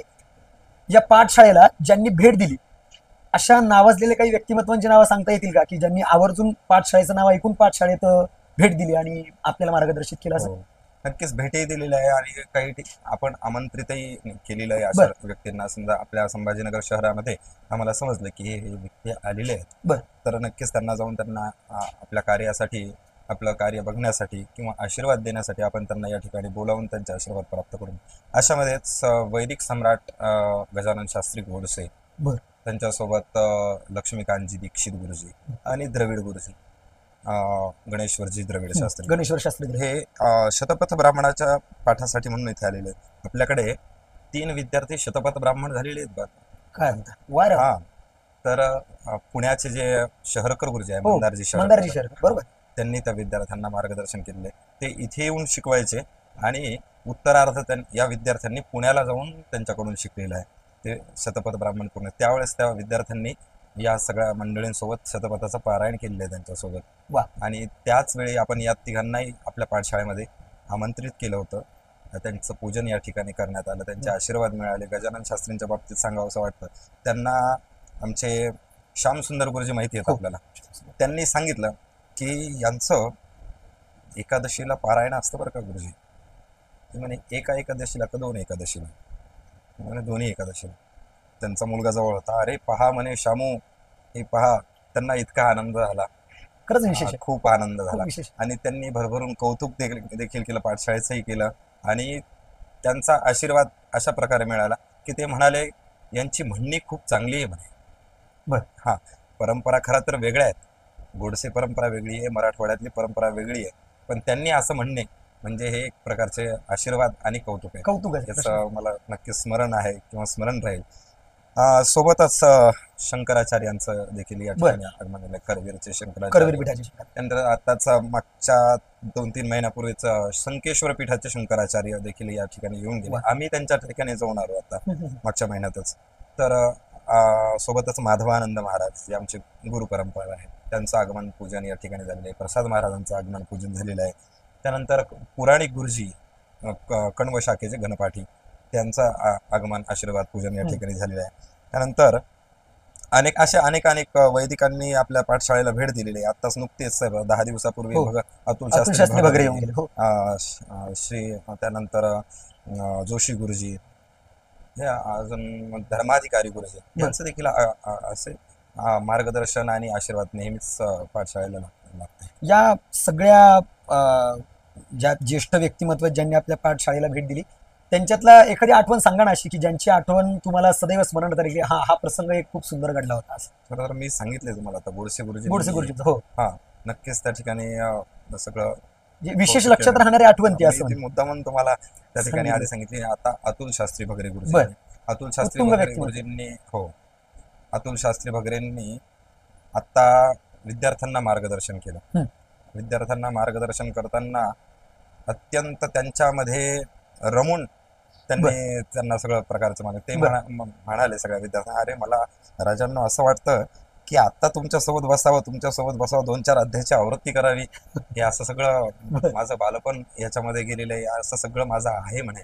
तर तुम्हाला चांगले मार्गदर्शन गुरुजींकडून मिळतंय आणि तुम्ही नक्कीच चांगले शिका, मोठे व्हा. गुरुजींनी 1 तास जर शिकवलं तर तुम्ही 10 तास अभ्यास करा, असं त्यांनी विद्यार्थ्यांना केलेलं मार्गदर्शन अत्यंत महत्वाचं होतं. ते एक मला खूप विशेष सांगावं लागलं, सांगावं वाटलं. ही मंडळी जी आपल्या पाठशाळेमध्ये येते, पाठशाळेमध्ये विद्यार्थ्यांना ते मार्गदर्शन करतात, विद्यार्थ्यांमध्ये एक ऊर्जा जागृत होते की नाही मला असा करायचं आहे, तसं करायचं आहे. यामध्ये एखाद्या विद्यार्थ्याचा जो काही एक सरासरी होती किंवा त्याचा जो रेशो होता तो कुठेतरी वाढलेला दिसतो तुम्हाला, असं त्याला मोटिवेट असतं, त्याला ऊर्जस्वल वातावरण दिल्यानंतर? नक्कीच सर्व विद्यार्थ्यांना बदल दिसतो का त्यांच्या काही दिनचर्येमध्ये? काळापर्यंत तरी नक्कीच बदल दिसतो. काही काळापर्यंत नक्कीच त्यांच्यामध्ये बदल दिसतो. परत एखाद्या व्यक्ती यावं, त्यांना असंच मार्गदर्शन करावं असं मला वाटतं आणि आम्ही तसे प्रयत्न देखील करतो. म्हणजे मला जर कधी विचाराल ना, तर तुमच्यासारखा जर कधी अध्यापक असेल तर विद्यार्थ्यांना कुठल्याही प्रकारे म्हणजे वेळ वाया घातला जाईल अशी कुठली गोष्ट करण्याची गरजच पडता का म्हणे, असं मला वाटतं की तुमच्या सहवासात राहिल्यानंतर तुमची जी दिनचर्या आहे वैयक्तिक पातळीवरती तुम्ही जी फॉलो करता ती करत असताना विद्यार्थी स्वतः त्याने ऊर्जस्वल असं स्वतःमध्ये एक तेज निर्माण केलं पाहिजे आणि स्वतः त्याने पुढे जाण्यासाठी प्रयत्न केले पाहिजे. आपण तर प्रयत्नशील आहातच त्यामध्ये, आणि अशीच जी वैदिक धर्माचा प्रचार प्रसार करणारी मंडळी त्यांचं सहकार्य आपल्या पाठशाळेला लाभतच राहणार आहे. मला असं म्हणायचं होतं की हा जो वैदिक धर्म आहे, वैदिक धर्म हा या आधुनिक काळामध्ये प्रचार आणि प्रसार करण्याबरोबरच आपल्या या वैदिक धर्माची जी असलेली मूळ सगळ्यात महत्वाची तत्व आहेत ती तत्व सध्याच्या परिस्थितीला या विश्वाला महत्वाची आहेत का, आणि असतील तर कशी? आपल्याला काय वाटतं की वैदिक धर्म या सध्याच्या धकाधकीच्या आयुष्याला कसे कारक ठरतात? बरोबर आहे. वेदांमध्येच सर्व माणसांचं सर्व जणांचं हितचिंतन लिहिलं आहे. बरोबर. वेदापासूनच सगळ्यांची निर्मिती झालेली आहे आणि ब्राह्मणांनी तर वेद हे शिकलेच पाहिजे असं मी म्हणतो की ब्राह्मणेन निष्कारणेन षडंगो वेदोध्यायः अध्येतव्यो ज्ञेयश्च. बिलकुल निष्कारणेन, निष्काम भावनेने हे शिकायलाच पाहिजे आणि त्यातून ज्ञान हे प्राप्त करून घ्यायला पाहिजे आणि त्यातून आत्मकल्याण साधायला पाहिजे आणि त्यातूनच सर्वांसाठी एक चांगल्या प्रकारचे मार्गदर्शन, सर्वांना सत्कारमी लावण्याचं हे काम जे आहे हे घडायला पाहिजे आणि ते नक्कीच वेदाभ्यासातून, वेदाच्या म्हणण्यातून, वेदांच्या विचारातून हे नक्कीच होत असतं. बिलकुल. आणि सर्वांना जी शांती आज आपण बघतोय की माणसाकडे सगळ्यांकडे पैसा आहे, घरं आहेत, गाड्या आहेत, मोठमोठ्या नोकऱ्या आहेत, पण त्यांना आत्मशांती ही प्राप्त होत नाही. ती या माध्यमातून नक्कीच प्राप्त होते. तर ती कशी, की वेदमंत्र ऐकल्याने, त्यांचे विचार ऐकल्याने आणि विचार ऐकून त्यानुसार वागल्याने, म्हणजे वेद अनुपादित कर्म केल्याने हे सगळ्या प्रकारची शांती आणि सगळं समाधान हे मिळत असतं. जे आज मी तुम्हाला सांगतोय ते मला जे मिळत आहे बरोबर बरोबर. खरंच वेदांचीच कृपा. नक्कीच वेदांची कृपा आहे. आणि त्याकरता वेदांचे विचार आणि वेद हे सर्वांनी शिकायला पाहिजे किंवा त्यांच्या संवर्धनासाठी तरी सहकार्य करायला करायला पाहिजे. पाहिजे. वेदविद्या संवर्धन संरक्षण या कार्यामध्ये आपला भला मोठा हातभार. आता भविष्याची वाटचाल आपली कशी असणार आहे, की भविष्याचे आपल्या विचारात असलेले उपक्रम कसे, की पाठशाळेला मूर्तरूप देणं असेल किंवा विद्यार्थी घडवत असताना त्यांच्यावरती काम करणं असेल, तुमच्या काही असलेल्या आकांक्षा असतील, या अनुषंगाने भविष्याची वाटचाल कशी? हा प्रश्न खूप खरं तर आपण चांगला विचारला. मी नक्कीच याचं उत्तर कदाचित आधीच देणार होतो तुम्हाला. बरं झालं तुम्ही हा प्रश्न विचारला. आता आपल्याकडे सध्या 25 विद्यार्थी आहेत जसं मी सांगितलं. तर आम्हाला जागेची खूप इथे कमतरता होते. बर आम्हाला कुठेतरी अशा प्रकारची जागा मिळावी, शहराच्या खूप दूर नसून बरं. जवळपासच जागा मिळावी. साधारणतः पाऊण ते 1 एकर तरी कमीत कमी असावी. कमीत कमी एक कमीत कमी 1 एकर जागा 25 असावी. जण राहणार म्हणजे थोडी जागा 25 नाही, आपण भविष्यात वाढवायचं देखील वाढवायचं विचार म्हणतो. करतोय. बर कारण की आपल्याकडे बरेच विद्यार्थी ऍडमिशन साठी येतात. हो. आपण त्यांना मला वैयक्तिक जागे- पातळीवरती भरपूर जण संपर्क साधतात की त्यांच्या पाठशाळेत प्रवेश मिळेल का, तर मग ते आपण त्यांना सांगावं लागतं थांबवा मग थोडंसं. बरोबर. बरोबर. तर आपल्याला जागेचा खूप मोठा प्रश्न आहे. बरं. त्या कारणाने आपण सगळे विद्यार्थी घेऊ शकत नाही. त्याकरता आपल्याला जवळपासच संभाजीनगरच्या जर जागा मिळाली तर तिथे भव्य आणि दिव्य अशा प्रकारची एक पाठशाळा म्हणजे त्यामध्ये काय काय असायला पाहिजे. एक तर विद्यार्थी निवास, अध्यापक निवास, स्वयंपाकघर, एक प्रशस्त. कुणीही बाहेरचा जरी व्यक्ती आला तरी त्याच्यासाठी व्यवस्थित तिथे व्यवस्था झाली पाहिजे. म्हणजे त्यांना भोजन प्रसादाची देखील व्यवस्था व्हायला पाहिजे. अशा प्रकारचे ते स्वयंपाकगृह अत्याधुनिक सुविधांनी युक्त असलं पाहिजे. आजकाल आम्ही इथे बघतो, आमच्या ज्या मावश्या आहेत त्यांना स्वयंपाकामध्ये पोळ्यांना जास्त अडचणी येतात. तर तिथे ती मशीन देखील असली पाहिजे. अशा प्रकारच्या सुविधा त्या याच्यामध्ये असल्या पाहिजे. सोबतच व्यायामशाळा, यज्ञशाळा, अजून एक कॉम्प्युटरसाठी लॅब, ग्रंथालय आणि छोटंसं एखादं मंदिर आणि गोसेवेसाठी एक गोठा. हे जे आहे सगळं स्वप्न हे 1 एकरच्या परिसरामध्ये आपण साध्य करू शकू. आणि तिथेच काही काही उपक्रम जे आहेत, जसं संस्कार शिबिर, संमेलन इत्यादींचे देखील आयोजन आपण सर्व समाजासाठी करू शकू. त्यासाठी आपल्याला सर्वप्रथम जागेची आवश्यकता आणि नंतर त्यावरती होणारे बांधकाम जे आहे त्याच्यासाठी अत्यंत आवश्यकता आहे. आणि सर्वांनी जर सहकार्य केलं तर हे नक्कीच आपण करू शकू. प्रश्न हो, हो. बरोबर. आणि हे असताना हे कार्य माझं एकट्याचं नाही. नाही, इथे मी आज एकटा सांभाळू शकतो, पण तिथे ज्यावेळेस जाईल ती जी पाठशाळा करायची तर नक्कीच 8-10 लोक आपल्याला असे लागतील की जे समर्पक भावनेने आणि आपुलकीने निष्ठापूर्वक काम करतील. त्यांचा मोबदलाही त्यांना त्या प्रकारे दिला जाईल किंवा त्यांनी अशा प्रकारे काम करावं की आपलं समजून थोडा का होईना वेळ देऊन अशा प्रकारचे जरी कार्यकर्ते मिळाले तरी आपलं हे कार्य नक्कीच दिव्य होऊ शकतं. मला असं म्हणायचं होतं की आता सध्या आपण आहात इथे, उपेंद्रजीमुळे उपकाका आपल्याला इथे सहकार्य करताय. आता सध्या आपला व्याप बघता किंवा भविष्यात जेव्हा पाठशाळेला एक व्यापक स्वरूप प्राप्त होईल तेव्हा आपण तिथे एखाद्या वेगळ्या अध्यापकाची नियुक्ती करणार की तेव्हा सुद्धा तुम्हीच सगळं मॅनेज करणार? नाही, नक्कीच तिथे एखाद्या अध्यापकाची आपल्याला आणि व्यवस्थापकाची नियुक्ती आवश्यकता असते. म्हणजे 2 व्यक्ती आपल्याला हो, हो. अत्यंत गरजेच्या आहेत या सगळ्या अनुषंगाने. व्यवस्थापक जे आहे तिथलं सगळं व्यवस्थापन बघतील. तिथे काय हवं नको किंवा विद्यार्थ्यांवरती लक्ष देण्याचं काम हे सगळं व्यवस्थापक करतील. आणि तिथे एक निवासी अध्यापक देखील असेल जे रात्रंदिवस त्यांना कुठल्याही प्रकारच्या अडचणी आल्या तर त्यामध्ये मार्गदर्शन करतील, अभ्यासामध्ये मार्गदर्शन करतील. अध्यापकामध्ये मुख्यतः माझी एक स्वप्न आहे की मला खूप प्रयत्न करून देखील घनपाठापर्यंत अजूनही जाता आलं नाही. माझी शिकण्याची इच्छा आहे, मी अजूनही शिकणार आहे. वा. हो, तसे प्रयत्न देखील करत असतो. वा.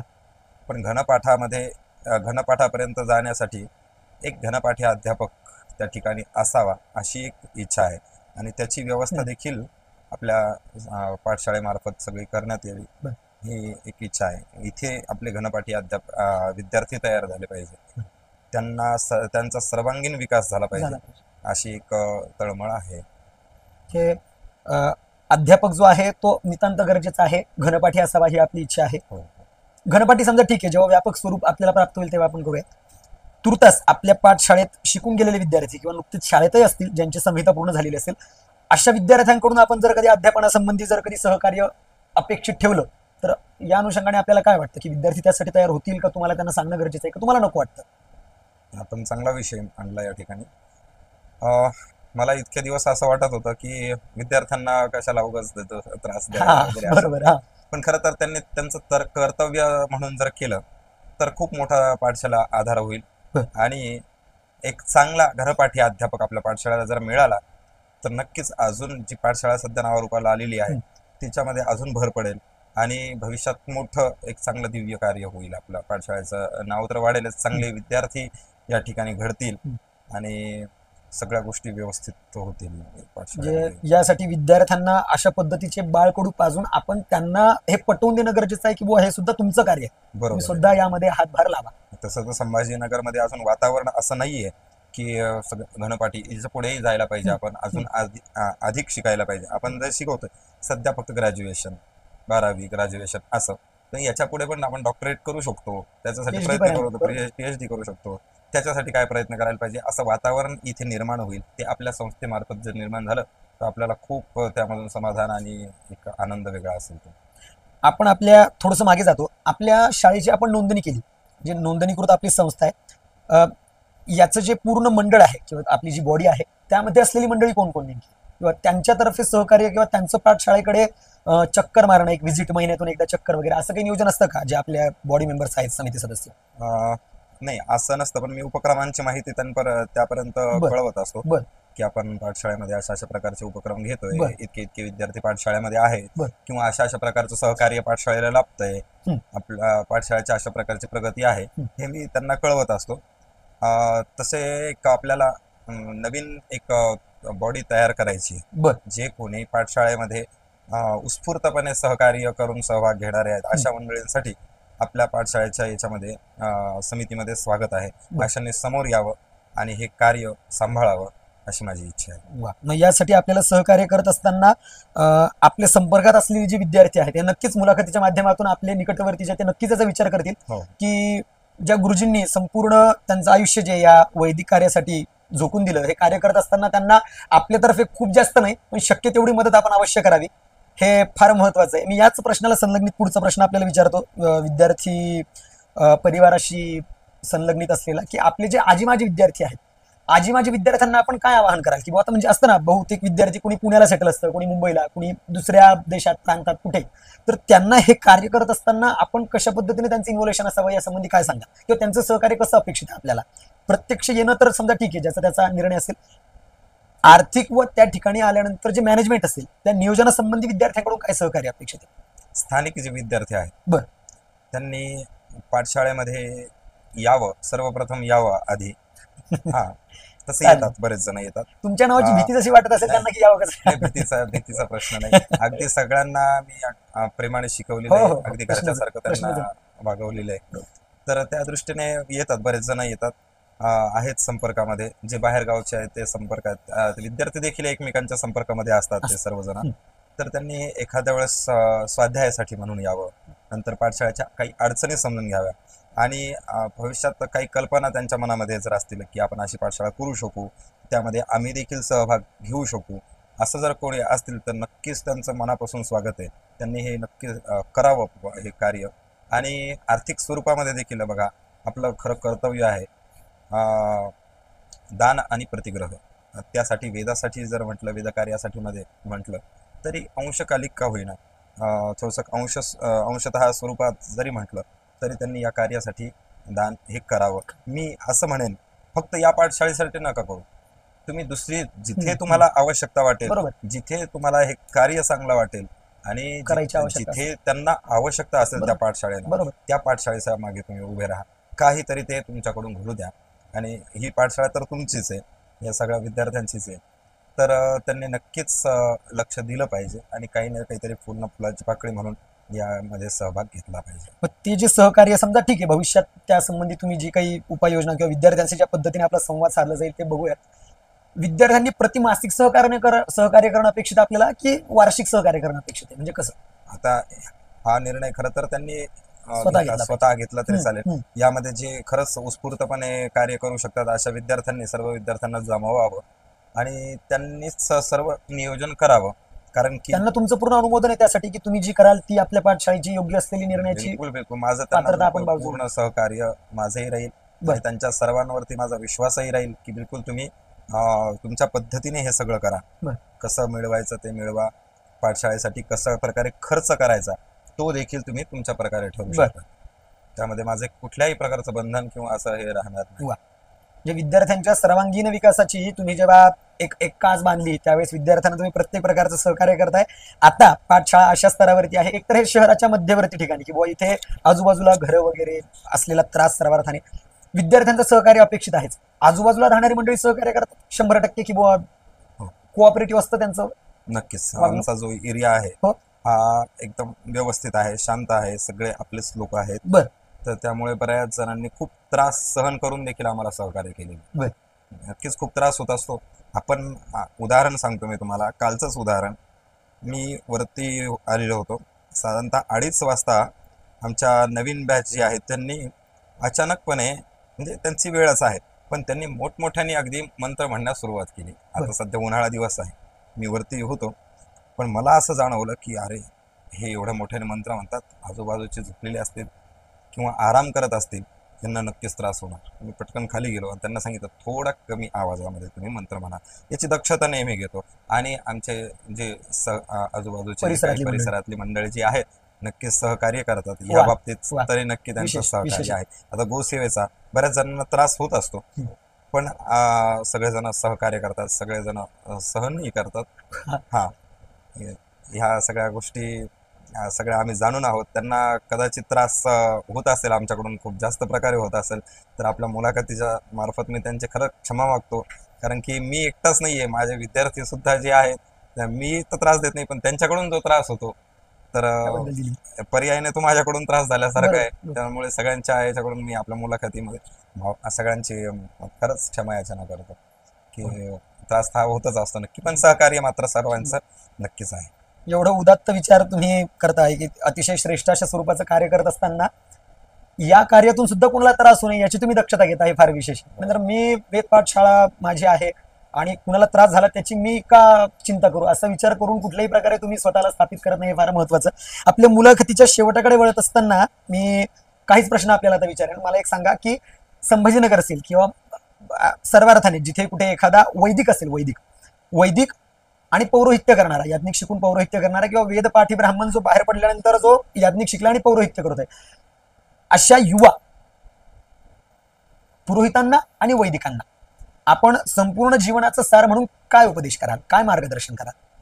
नक्कीच आपण जे वेदपाठ शिकलोय, आपण हे जे ज्ञान प्राप्त केलंय, हे सर्वांनाच शक्य नाही. आणि या कलियुगामध्ये तर ज्यांना मिळालंय त्यांनी खरंच स्वतःला धन्य मानलं पाहिजे आणि त्यांनी खरंच आपण खूप पुण्यवान आहे अशा प्रकारची त्यांची मानसिकता झाली पाहिजे, की ज्या आपल्या मुखातून वेद निघालेत, आपल्याला हे शिकायचं सौभाग्य लाभलंय, असे त्यांचे सर्वांचे विचार असायला पाहिजे आणि त्याचप्रमाणे आचरण देखील असायला पाहिजे. की आपण पाहतो की सध्याच्या परिस्थितीमध्ये बराचसा स्वैराचार हा पाहायला मिळतोय. कुठेही मंत्र म्हणणे, कसल्याही अवस्थेमध्ये मंत्र म्हणणे, कोणत्याही पद्धतीमध्ये मंत्र म्हणणे, असं नसताना एक त्या मंत्रांची लय, ताल, सूर, स्वर, ह्या सगळ्या गोष्टींचं, मध्यम स्वर, ह्या सर्व गोष्टींचं त्या ठिकाणी महत्व आहे. तर मंत्र हा सात्विकतेने म्हटला पाहिजे. जसे मंत्र म्हणण्याचे प्रकार आहेत की शिष्यानाम उपदेशार्थम कुर्याद वृत्तीम विलंबिता. जर शिकवायचा मंत्र तर त्यावेळेस तो सावकाश पद्धतीने सांगावे. ऐंद्री तु मध्यमा वृत्ती. मध्यम वृत्तीमध्ये तुम्हाला त्या ठिकाणी कर्मकांड ज्यावेळेस तुम्ही करता, पूजापाठ ज्यावेळेस करता, आवृत्ती रिव्हिजन ज्यावेळेस करता, त्यावेळेस तो मध्यम वृत्ती म्हणजे मध्यम चालीमध्ये, मध्यम आवाजामध्ये आणि मध्यम स्पीडमध्ये, गतीमध्ये तो मंत्र म्हणायचा नाही. ऐंद्री तु मध्यमा वृत्ती प्राजापत्या विलंबिता अग्निमारुतयोर वृत्ती सर्व शास्त्रेषु निंदिता सांगितलेले आहे. ज्यावेळेस तुम्ही गडबडीमध्ये मंत्र म्हणता त्यावेळेस ती ही जी वृत्ती सांगितलेली सगळ्या शास्त्रांनी याचं निंदा केलेली आहे. बर. त्याकरता मंत्र हा जो आहे हा व्यवस्थितच म्हणावा आणि त्यासोबतच आचरणाचं पालन करावं. व्यवस्थित आपले विचार देखील चांगले ठेवावे. समाजामध्ये आपल्याला खूप एक वेगळ्या प्रकारचा मान आहे, तो मान टिकून राहावा आणि लोकांचं कल्याण आपण आपलं कार्यक्रम करताना हे चिंतावं आणि त्या चिंतनेने त्यांचं कार्य देखील सिद्धीला जावं. बरोबर. असे सगळे उदात्त विचार आपण ठेवायला पाहिजे आणि येणाऱ्या पिढींनी मी खरंच सांगतो ह्या कार्याला सपोर्ट करणे अत्यंत आवश्यक आहे. तर ते सर्व त्यांनी करायला पाहिजे, हा कार्यभार सांभाळायला पाहिजे असं मी म्हणेन. पाठशाळांमध्ये विद्यार्थ्यांना जी आता सध्या जितक्या पाठशाळा असतील त्या पाठशाळांमध्ये विद्यार्थ्यांच्या संख्येला किंवा त्यांच्या वैचारिक पातळीला जी गळती लागलेली आहे की ज्यामध्ये विद्यार्थी म्हणजे अतिशय साधारण उदाहरण तुम्हाला सांगतो की संध्यावंदन मी असं म्हणेन की सगळ्यात प्राथमिक आणि क्षुल्लक स्वरूपाची गोष्ट आहे की ही तुम्हाला यायलाच पाहिजे आणि तुम्ही ती केलीच पाहिजे. तर या संबंधी तुम्ही काय सांगाल त्यांना की संध्यावंदन केल्यानंतर वैचारिक पातळीवरती परिणाम होणार? आचार आणि विचार जे म्हटलो त्यामध्ये संध्या ही प्रथम स्थानामध्ये येते. संध्येचा त्याग, गायत्रीचा त्याग ते करूच शकत नाही. ते जर त्यांनी केलं नाही तर त्यांचं कुठल्याच प्रकारचे फळ मिळणार नाही. ते काय, त्यांच्या केलेल्या पूजेंना देखील त्याचा काहीच फायदा नाही. त्यांनी पूजा ज्या ठिकाणी केली स्वतःसाठी जरी केली, समजा तुम्ही संध्या नाही केली आणि एखादी रुद्र म्हटलं किंवा सप्तशतीचा पाठ जरी केला तरी त्या पाठाचं रुद्राचं फळ त्यांना मिळणार नाही. कारण की ते संध्या निष्पाप झाली नाही. संध्या म्हणजे काय, आपल्याला स्वतःला सर्व अर्थाने पवित्र करून घेणे, होऊन घेणे, निष्पाप होणे आणि निष्पाप होऊन केली जे कर्म आहे तेच कर्माचे फळ आपल्याला चांगले मिळतात. तुम्ही जर देवो भूत्वा देवम यजेत अशा प्रकारचे ज्या म्हणी आहेत हे सगळं निष्पाप होण्यासाठी संध्यावंदन आहे. गायत्री जी बुद्धीची देवता आहे, जी तेज प्रदान करते, स्थिरता प्रदान करते, एक चांगल्या प्रकारची बुद्धी देते, अशी गायत्री देवता, तिचं जर तुम्ही अनुष्ठान केलं नाही तर ह्या सगळ्या गोष्टींचा काहीच फायदा नाही. तुम्ही केवळ, मला नक्कीच असं कोणाला उद्देशून किंवा असं म्हणायचं नाही, पण असं जर आचरण असेल तर ते भगवंताला मान्य नाही. पोशाखाविषयी देखील हा जो पोशाख आहे, धोतर, उपरणे, शर्ट इत्यादी, पुरोहिताचा पोशाख, हा जो पोशाख आहे भगवंताला सुद्धा प्रिय आहे आणि जे भगवंताला प्रिय आहे ते आपण करायला पाहिजे. बरोबर आहे ना? ही गोष्ट भगवंताला प्रिय हे आदर्श अध्यापक ज्यावेळेस मला पुरस्कार दिला गेला त्यावेळेस विश्वनाथ जोशी गुरुजींनी सांगितलेली की हा पोशाख खरंच आम्हाला घालायला मिळतोय, याचा नित्य अभिमान आहे आणि हा पोशाख भगवंताला प्रिय आहे म्हणून आम्ही याचा स्वीकार केलेला आहे.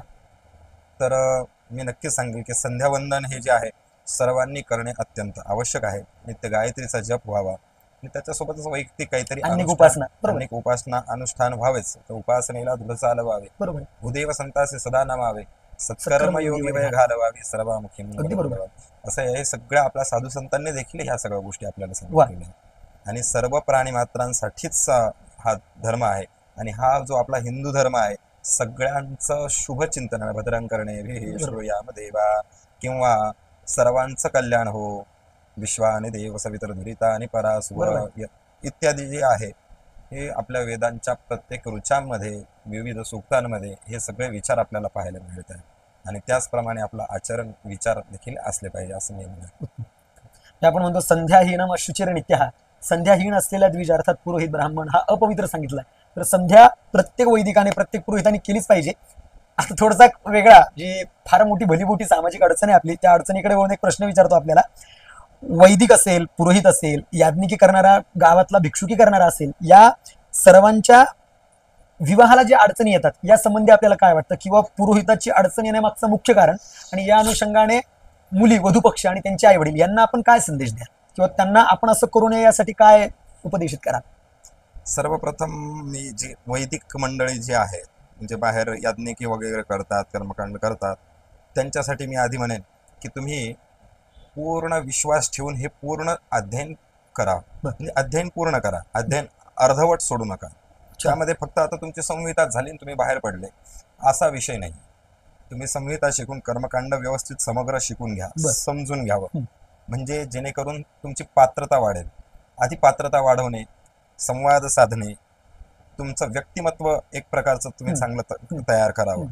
असं हे सर्वप्रथम हे जे शिकणारे मंडळी आहे यांनी हा एक उपाय करावा.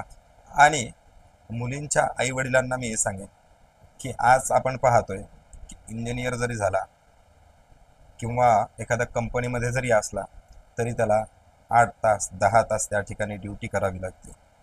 पण आता सध्याच्या परिस्थितीमध्ये पुरोहित जे आहे हे चांगले सक्षम झालेले आहेत. ते व्यवस्थित प्रकारे आर्थिक दृष्ट्या देखील सक्षम आहे, निर्व्यसनी असतात, मुख्यतः अनुष्ठानी असतात आणि बरोबर. त्यांचे विचार देखील आम्ही जर म्हणलो आचार विचार देखील संपन्न असतात. बरोबर. नक्कीच याचा विचार करायला हवा.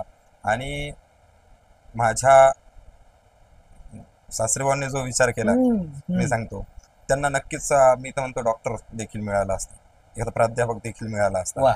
पण त्यांनी जो विचार वैदिक केला आलं. आणि आज त्यांना नक्कीच अभिमान आहे ह्या गोष्टीचा. मी माझ्याहून म्हणजे सगळेच जण माझ्यासारखे व्हावेत असा विषय नाहीये किंवा मी खूप मोठा आहे असा विषय नाहीये. पण आचार संपन्न जर तुम्ही असाल आणि व्यवस्थित जर तुमचं सेटलमेंट असेल, सगळं घरदार वगैरे बरोबर. व्यवस्थित असेल, अशा मुलाला बिलकुल मुलगी ही द्यायला काहीच हरकत नाहीये. हे मी आपल्या मुलाखतीतून नक्की सांगतो आणि त्यांनी ते द्यावी. नक्कीच तिचंही कल्याण होईल. कारण की ही जी विद्या आहे, हे जे क्षेत्र आहे, हे स्वार्थ आणि परमार्थ दोन्ही साधणार आहे बघा. साधणार आहे. हो अगदी बरोबर. नक्कीच. अगदी बरोबर गुरुजी. आपण आज फक्त नुसतं पॅकेजचा विचार करून चालणार चालणार नाहीये. बरोबर. आचरणाकडे बघावं लागेल. आपल्याला आपली येणारी पिढी जी आहे ही चांगली सुसंस्कृत घडवण्यासाठी आणि तिला चांगल्या प्रकारे आपल्या धर्माचं माहिती व्हावी किंवा धर्माचा प्रचार प्रसार व्हावा. बरोबर. आणि सध्याची खूप मोठी समस्या आहे हे पुरोहित वर्गाच्या बाबतीत, ती सगळी दूर व्हावी या दृष्टीने खरंच मुलींच्या पालकांना मी आपल्या मार्फत विनंती करतो की त्यांनी नक्कीच सर्व ह्या गोष्टींचा विचार करावा. नाहीतर येणारा काळ असा येईल की आपल्या घरामध्ये देखील कोणी पूजेस येण्यास तयार नाही राहणार किंवा बरोबर. आपल्याला एखादा पुरोहित आपल्या घरी येऊन अभिषेक करावा, त्यांनी वास्तुशांती करावी, यासाठी आपल्याला पुरोहित मिळणे देखील कठीण होणार आहे. ही खूप मोठी समस्या आपल्या समाजामध्ये आहे. त्याकरता मी कळकळीची सर्वांना विनंती करतो की नक्कीच याचा विचार आपण या ठिकाणी करायला हवा. पण मग त्याच्यात पण एक अशी गल्लत आहे ना गुरुजी की एखादा वैदिक म्हटल्यानंतर सगळ्यांचा बघायचा दृष्टिकोन हा पौरोहित्य करतो, ठीक आहे, परंतु त्यांच्या पुढे आपला जो दर्जा आहे तो दर्जा मांडावा कसा. तर त्यासाठी माझं असं वैयक्तिक मत मी सांगतो की जो वैदिक आहे हा वेदपाठ शाळा पूर्ण केलेलाच असावा. वडील करत होते, मग त्यांच्याकडून मी करतो, मग इकडून असं करत मी असं शिकलो, अशा पद्धतीने दर्जेदार असाल तर हरकत नाही. पण तुम्ही त्यातही दर्जा तुमचा जो आहे, तुमचा स्तर जो आहे तो आचरणासहित, नक्कीच आचरणासहित तुमचा स्तर तो असावा की जिथे समोरच्याला तुम्हाला कन्या देताना कुठल्याही प्रकारचा संकोच वाटता कामा नये, असं मला वाटतं. काय म्हणणं आहे तुमचं अशांना तर याच्यावर? बिलकुल- वैदिकच असावा हे मला वाटतं. अशांना तर द्यावीच. परंतु आता काय आहे, बऱ्याच जणांना अशा प्रकारचं वातावरण मिळालेलं नाही. बरोबर बरोबर. पण त्यांचं बॅकग्राऊंड चांगलं आहे, त्यांचे आचार विचार चांगले बरोबर. त्यांच्याकडे सर्व प्रकारची सुलभता सुविधा आहेत, घरदार आहे किंवा शेती वगैरे ते त्यांच्याकडे आहे आणि सध्या चाललेला व्यवसाय ते व्यवस्थित करतात. त्यांचं म्हणजे संपन्नता आहे. बरोबर. अशांचा विचार बिलकुल करायलाच हवा. त्यांनी अशांना प्राधान्य द्यायला हवं. हो द्यायलाच हवं. बिलकुल त्यांना त्यांचा विचार करायलाच हवा. कारण की त्यांचा जर विचार नाही केला तर त्यांचं कसं होणार, बरोबर, असा एक प्रश्न बरोबर. खेडेगावात आपण म्हणतो, पण आज खेडेगावातली सुद्धा परिस्थिती खूप बदलली. 100% खेडेगावामध्ये पूर्वी लोक सधन नव्हते, बरोबर. पण आज सर्व सधनही आहे आणि जागरूक देखील आहे. बरोबर. ह्या कर्माविषयी त्यांना आस्था देखील आहे आणि व्यवस्थित प्रकारे ते ब्राह्मणांना दान दक्षिणा सुद्धा देतात. बरोबर. शहरामध्ये आज जितकं मिळत नाही तेवढं खेड्यापाड्यामध्ये मिळायला लागले, कारण की खेड्यामध्ये ब्राह्मण कमी झालेले, खेड्यामध्ये हे कार्य करणारे पुरोहित कमी झालेले. बरोबर. तर तेव्हा आपण हा असा विचार करून देखील चालणार नाही.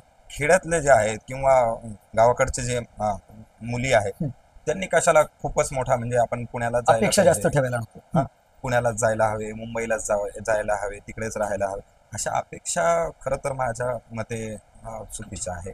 त्यांनी मुलींनी सुद्धा हा विचार करायला हवा की जर आपण पूर्ण अशाच अपेक्षा असतात, तुम्ही सगळ्या सोयी सुविधा तिथे उपलब्ध करून घ्या. बिलकुल. खेड्यामध्ये आज चांगले घरही त्या खेड्यामध्ये निर्माण झाले आहेत, सगळ्या प्रकारच्या सुविधा आहेत. आता शिक्षणाच्या दृष्टीने भविष्यामध्ये मुलांच्या बाळांच्या शिक्षणाच्या दृष्टीने तालुक्याच्या ठिकाणी आपण पाठवू शकतो, जिल्ह्याच्या ठिकाणी काहीतरी व्यवस्था करू शकतो. या सगळ्या भविष्यातल्या गोष्टी. आता या गोष्टींचा विचार करून फायदा नाही. एखादी सुशिक्षित जर मुलगी असेल, ती खूप शिकलेली असेल, समजा खूप म्हणजे त्या ग्रॅज्युएशन वगैरे झाली असेल, तर त्यांनी फक्त असाच विचार करायचा का मला फक्त इंजिनियर्स पाहिजे किंवा डॉक्टर्स पाहिजे किंवा असंच पाहिजे, असं नाही आहे. वैदिक क्षेत्रामध्ये शिकलेला देखील विद्यार्थी हा इंजिनियर डॉक्टरच्या कमी नसतो. कमी नसतो. अगदी बरोबर. आज तो 8-8, 10-10 तास अभ्यास करतो, कष्ट करतो, सगळ्या नियमांचं पालन करतो, आचार विचाराचं पालन करतो, तेव्हा तो घडत असतो. आज खरंच मुलींनी असा विचार करायला नाही पाहिजे. उलट असा विचार करायला पाहिजे की हा निर्व्यसनी आहे, सात्विक आहे आणि व्यवस्थित कमवतोय, आपल्याला नक्कीच तो सुखामध्ये ठेवणार आहेत. बरेच जण आहेत, आता माझ्या काही बहिणी देखील आहेत बर. ज्यांनी पुरोहितांशी विवाह वा केलेला आहे वा, योग्य. आणि त्यांच्या वडिलांच्या विरोधात जाऊन विचार केलेला आहे बरं वा. का. मुख्य म्हणजे वा, आई वडिलांच्या विरोधात जाऊन त्यांनी नाही मला खरंच करायचंय, मग यांच्याशी विवाह करायचा आहे. आणि ते आज परिस्थिती अशी आहे की त्या आई वडिलांना अभिमान आहे जावयाचा मिळाला. जावयाचा, वा. की खरंच त्यांनी पुण्यामध्ये 2 फ्लॅट घेतले किंवा आचार विचार पाळून आहे, घरी सगळं धर्माचं आचरण करतो, व्यवस्थित श्राद्ध पक्ष इत्यादी ह्या सगळ्या गोष्टी करतो, आई वडिलांना सांभाळतो, तसंच सासऱ्यांना त्या तसंच प्रकारे मान सन्मान देतो, निर्व्यसनी आहे. ह्या सगळ्या गोष्टींचा त्यांना आज अभिमान आहे. हे मी नक्कीच सांगतो की सर्व पालकांनी यावरती विश्वास ठेवून विचार करावा आणि योग्य असा निर्णय सर्वांनी घ्यावा. वा. शेवटच्या प्रश्नाकडे वळतो अनुगुरुजी. आता हा सगळा प्रवास इथून पुढे आपली असलेली जी वाटचाल, हे सगळं नियोजन जे आपण करताय, हे सगळं करत असताना आपण जे आपल्याला जो मोठा आपला एक प्रोजेक्ट आहे, मोठा आपला एक व्हिजन आहे, मोठा एक आपल्या मानस आहे आपला, तर या सर्व गोष्टींना एकजूट करून आपण जे वेदप्रेमी आहेत, या वेदप्रेमींना सहकार्याच्या भावनेने आपण काय आवाहन करू इच्छिता की आपल्याला हे सहकार्य करणं त्यांच्याकडून अपेक्षित आहे, असं कुठल्या कुठल्या गोष्टी तुम्ही त्याच्यामध्ये मोडता? माझा असा क्लिअर प्रश्न. मी पूर्वी सांगितल्याप्रमाणे सर्वांनीच हे कार्य जे आहे हे एक माझं वैयक्तिक कार्य नाही. हे पहिले सर्वांनी जाणून घ्यायला पाहिजे. बऱ्याच जणांना माहिती आहे, बरेच जण सहकार्य करतात, पण मी सर्वांनाच म्हणतो हे केवळ माझं एकट्याचं कार्य नाही, हे सर्वांचं आपल्या कार्य आहे, आपल्या धर्माचं कार्य आहे, आपली संस्कृती टिकवण्याचं कार्य आहे, वेद संस्कृती टिकवण्याचं कार्य आहे. आता ती वाढणार कशी, ही माझ्या एकट्याची शक्ती नक्कीच कमी पडणार आहे. सर्वांची जर शक्ती असेल, सर्वांची जर या ठिकाणी मदत असेल, सहकार्य करण्याची भावना असेल, तर या सर्वांचं स्वागत आहे. माझ्याकडून कुठल्याही प्रकारची मदत लागली तरी मी ते त्यांना करायला तयार आहे. कुठल्याही प्रकारचे म्हणजे कुठल्याही, अगदी त्यांच्यावर सर्वांवरती माझा विश्वास देखील आहे. त्यांनी समोर यावं आणि आपली ही पाठशाळा मोठ्या करण्यासाठी नक्कीच सहकार्य करावं, हातभार लावावं. तन, मन आणि धन या तिन्ही प्रकारे सहकार्य. फक्त तुम्ही नुसतं धन देऊन चालणार नाहीये किंवा नुसते फक्त परिश्रम करूनच चालणार नाहीये, मनाने सुद्धा तुम्ही अगदी आमच्या तेवढंच जुडलेले पाहिजे. आणि त्याचप्रमाणे मी खरंच सर्वांना आवाहन करतो की त्यांनी नक्की यावं आणि ह्या आपल्या कार्यामध्ये, या धर्म कार्यामध्ये, या वेद संरक्षणाच्या कार्यामध्ये सहभाग घ्यावा. आपली पाठशाळा ही मी पूर्वी सांगितल्याप्रमाणे रजिस्टर्ड आहे. त्याला ATGच्या अंतर्गत, वेलेच्या अंतर्गत सवलती आहेत. बरोबर. त्यानंतर पाठशाळेचे अकाउंट्स वगैरे सगळं व्यवस्थित आहे. म्हणजे सगळं जो आपला व्यवहार असणार तो पारदर्शक असणार, त्यामध्ये काही पिळ मात्र शंका काही शंका नाही. त्यामध्ये काही शंका असली तर त्यांनी येऊन डायरेक्ट माझ्या. उत्तम. हा तुमचा आत्मविश्वासच तुमची पारदर्शकता दाखवतो. यामध्ये सगळ्यात महत्वाचं मला असं वाटतं की आपल्या जी मध्यवर्ती ठिकाणावरती शाळा आहे, सर्वप्रथम आपल्याला जागेची गरज आहे. जागेनंतर आपल्याला बांधकाम, त्यानंतर पाठशाळेशी संलग्नित असलेल्या गोष्टी त्यांची पूर्तता करणं आपल्याला एकंदरीत गरजेचं आहे. या गोष्टींसाठी मी या मुलाखतीच्या माध्यमातून सांगू इच्छितो की अनिरुद्ध जनार्दन देशमुख गुरुजी, जे मागच्या 18 ते 20 वर्षांपासून वेद अध्यापनाचं कार्य करतात, त्यांची स्वतःची पाठशाळा आहे श्रीकृष्ण गुरुकुल वेद पाठशाळा. या वेद पाठशाळेला आपण सर्वजण सहकार्य करूयात. तनाने, मनाने, धनाने, सहकार्याने, उपभोगाने आणि सहवासाने. हे सहकार्य जे आपण पाठशाळेला करणार हे आपल्या या धर्मकार्यासाठी अत्यंत महत्वाचं आहे. नक्कीच गुरुजी, मी आपल्याला आश्वासित करतो की या मुलाखतीच्या माध्यमातून आणखीन उत्कृष्ट दर्जाचे, दर्जेदार अशा स्वरूपाचे दाते आपल्यापर्यंत पोहोचतात. आपण बळकट करूयात, त्यांना सर्वार्थाने सहकार्य करून आपण या वेद पाठशाळेचा विस्तार करण्यासाठी आपल्यातर्फे फुल ना फुलाची पाकळी म्हणून सहकार्य करूयात. या वैदिक कार्यामध्ये गुरुजी करत असलेलं जे कार्य आहे, या कार्याला आपण पाठबळ देऊन या कार्याचा उत्कर्ष आणि व्यापकता वाढवूयात. मी सर्व वेदप्रेमींना आवाहन मनापासून करू इच्छितो की या वेद पाठशाळेला सहकार्य करा. आपलं हे सहकार्य आपल्यापर्यंत कितीतरी पटीने दुप्पट होऊन पोहोचणार, त्यामुळे तुम्ही त्याबद्दल कुठल्याही प्रकारची शंका बाळगू नका. आपण आपला हा वेळ दिलात त्याबद्दल मी आपले मनापासून धन्यवाद मानतो. श्रीनाथ वेद वेदांग प्रतिष्ठान आणि श्रीनाथ सत्संग परिवार द्वारा आयोजित असलेल्या गाथा वैदिकांची यांच्यातर्फे आयोजित असलेल्या या बहुप्रतीक्षित असलेल्या मुलाखतीच्या सांगतेकडे वळत असताना मी सर्वांचे या ठिकाणी धन्यवाद मानतो. गुरुजींना पुढील वाटचालीसाठी शुभेच्छा देतो आणि आपणा सर्वांची रजा घेतो. भेटूयात लवकरच पुढील वैदिकाच्या मुलाखतीसह गाथा वैदिकांच्या या कार्यक्रमामध्ये. धन्यवाद. नमस्कार.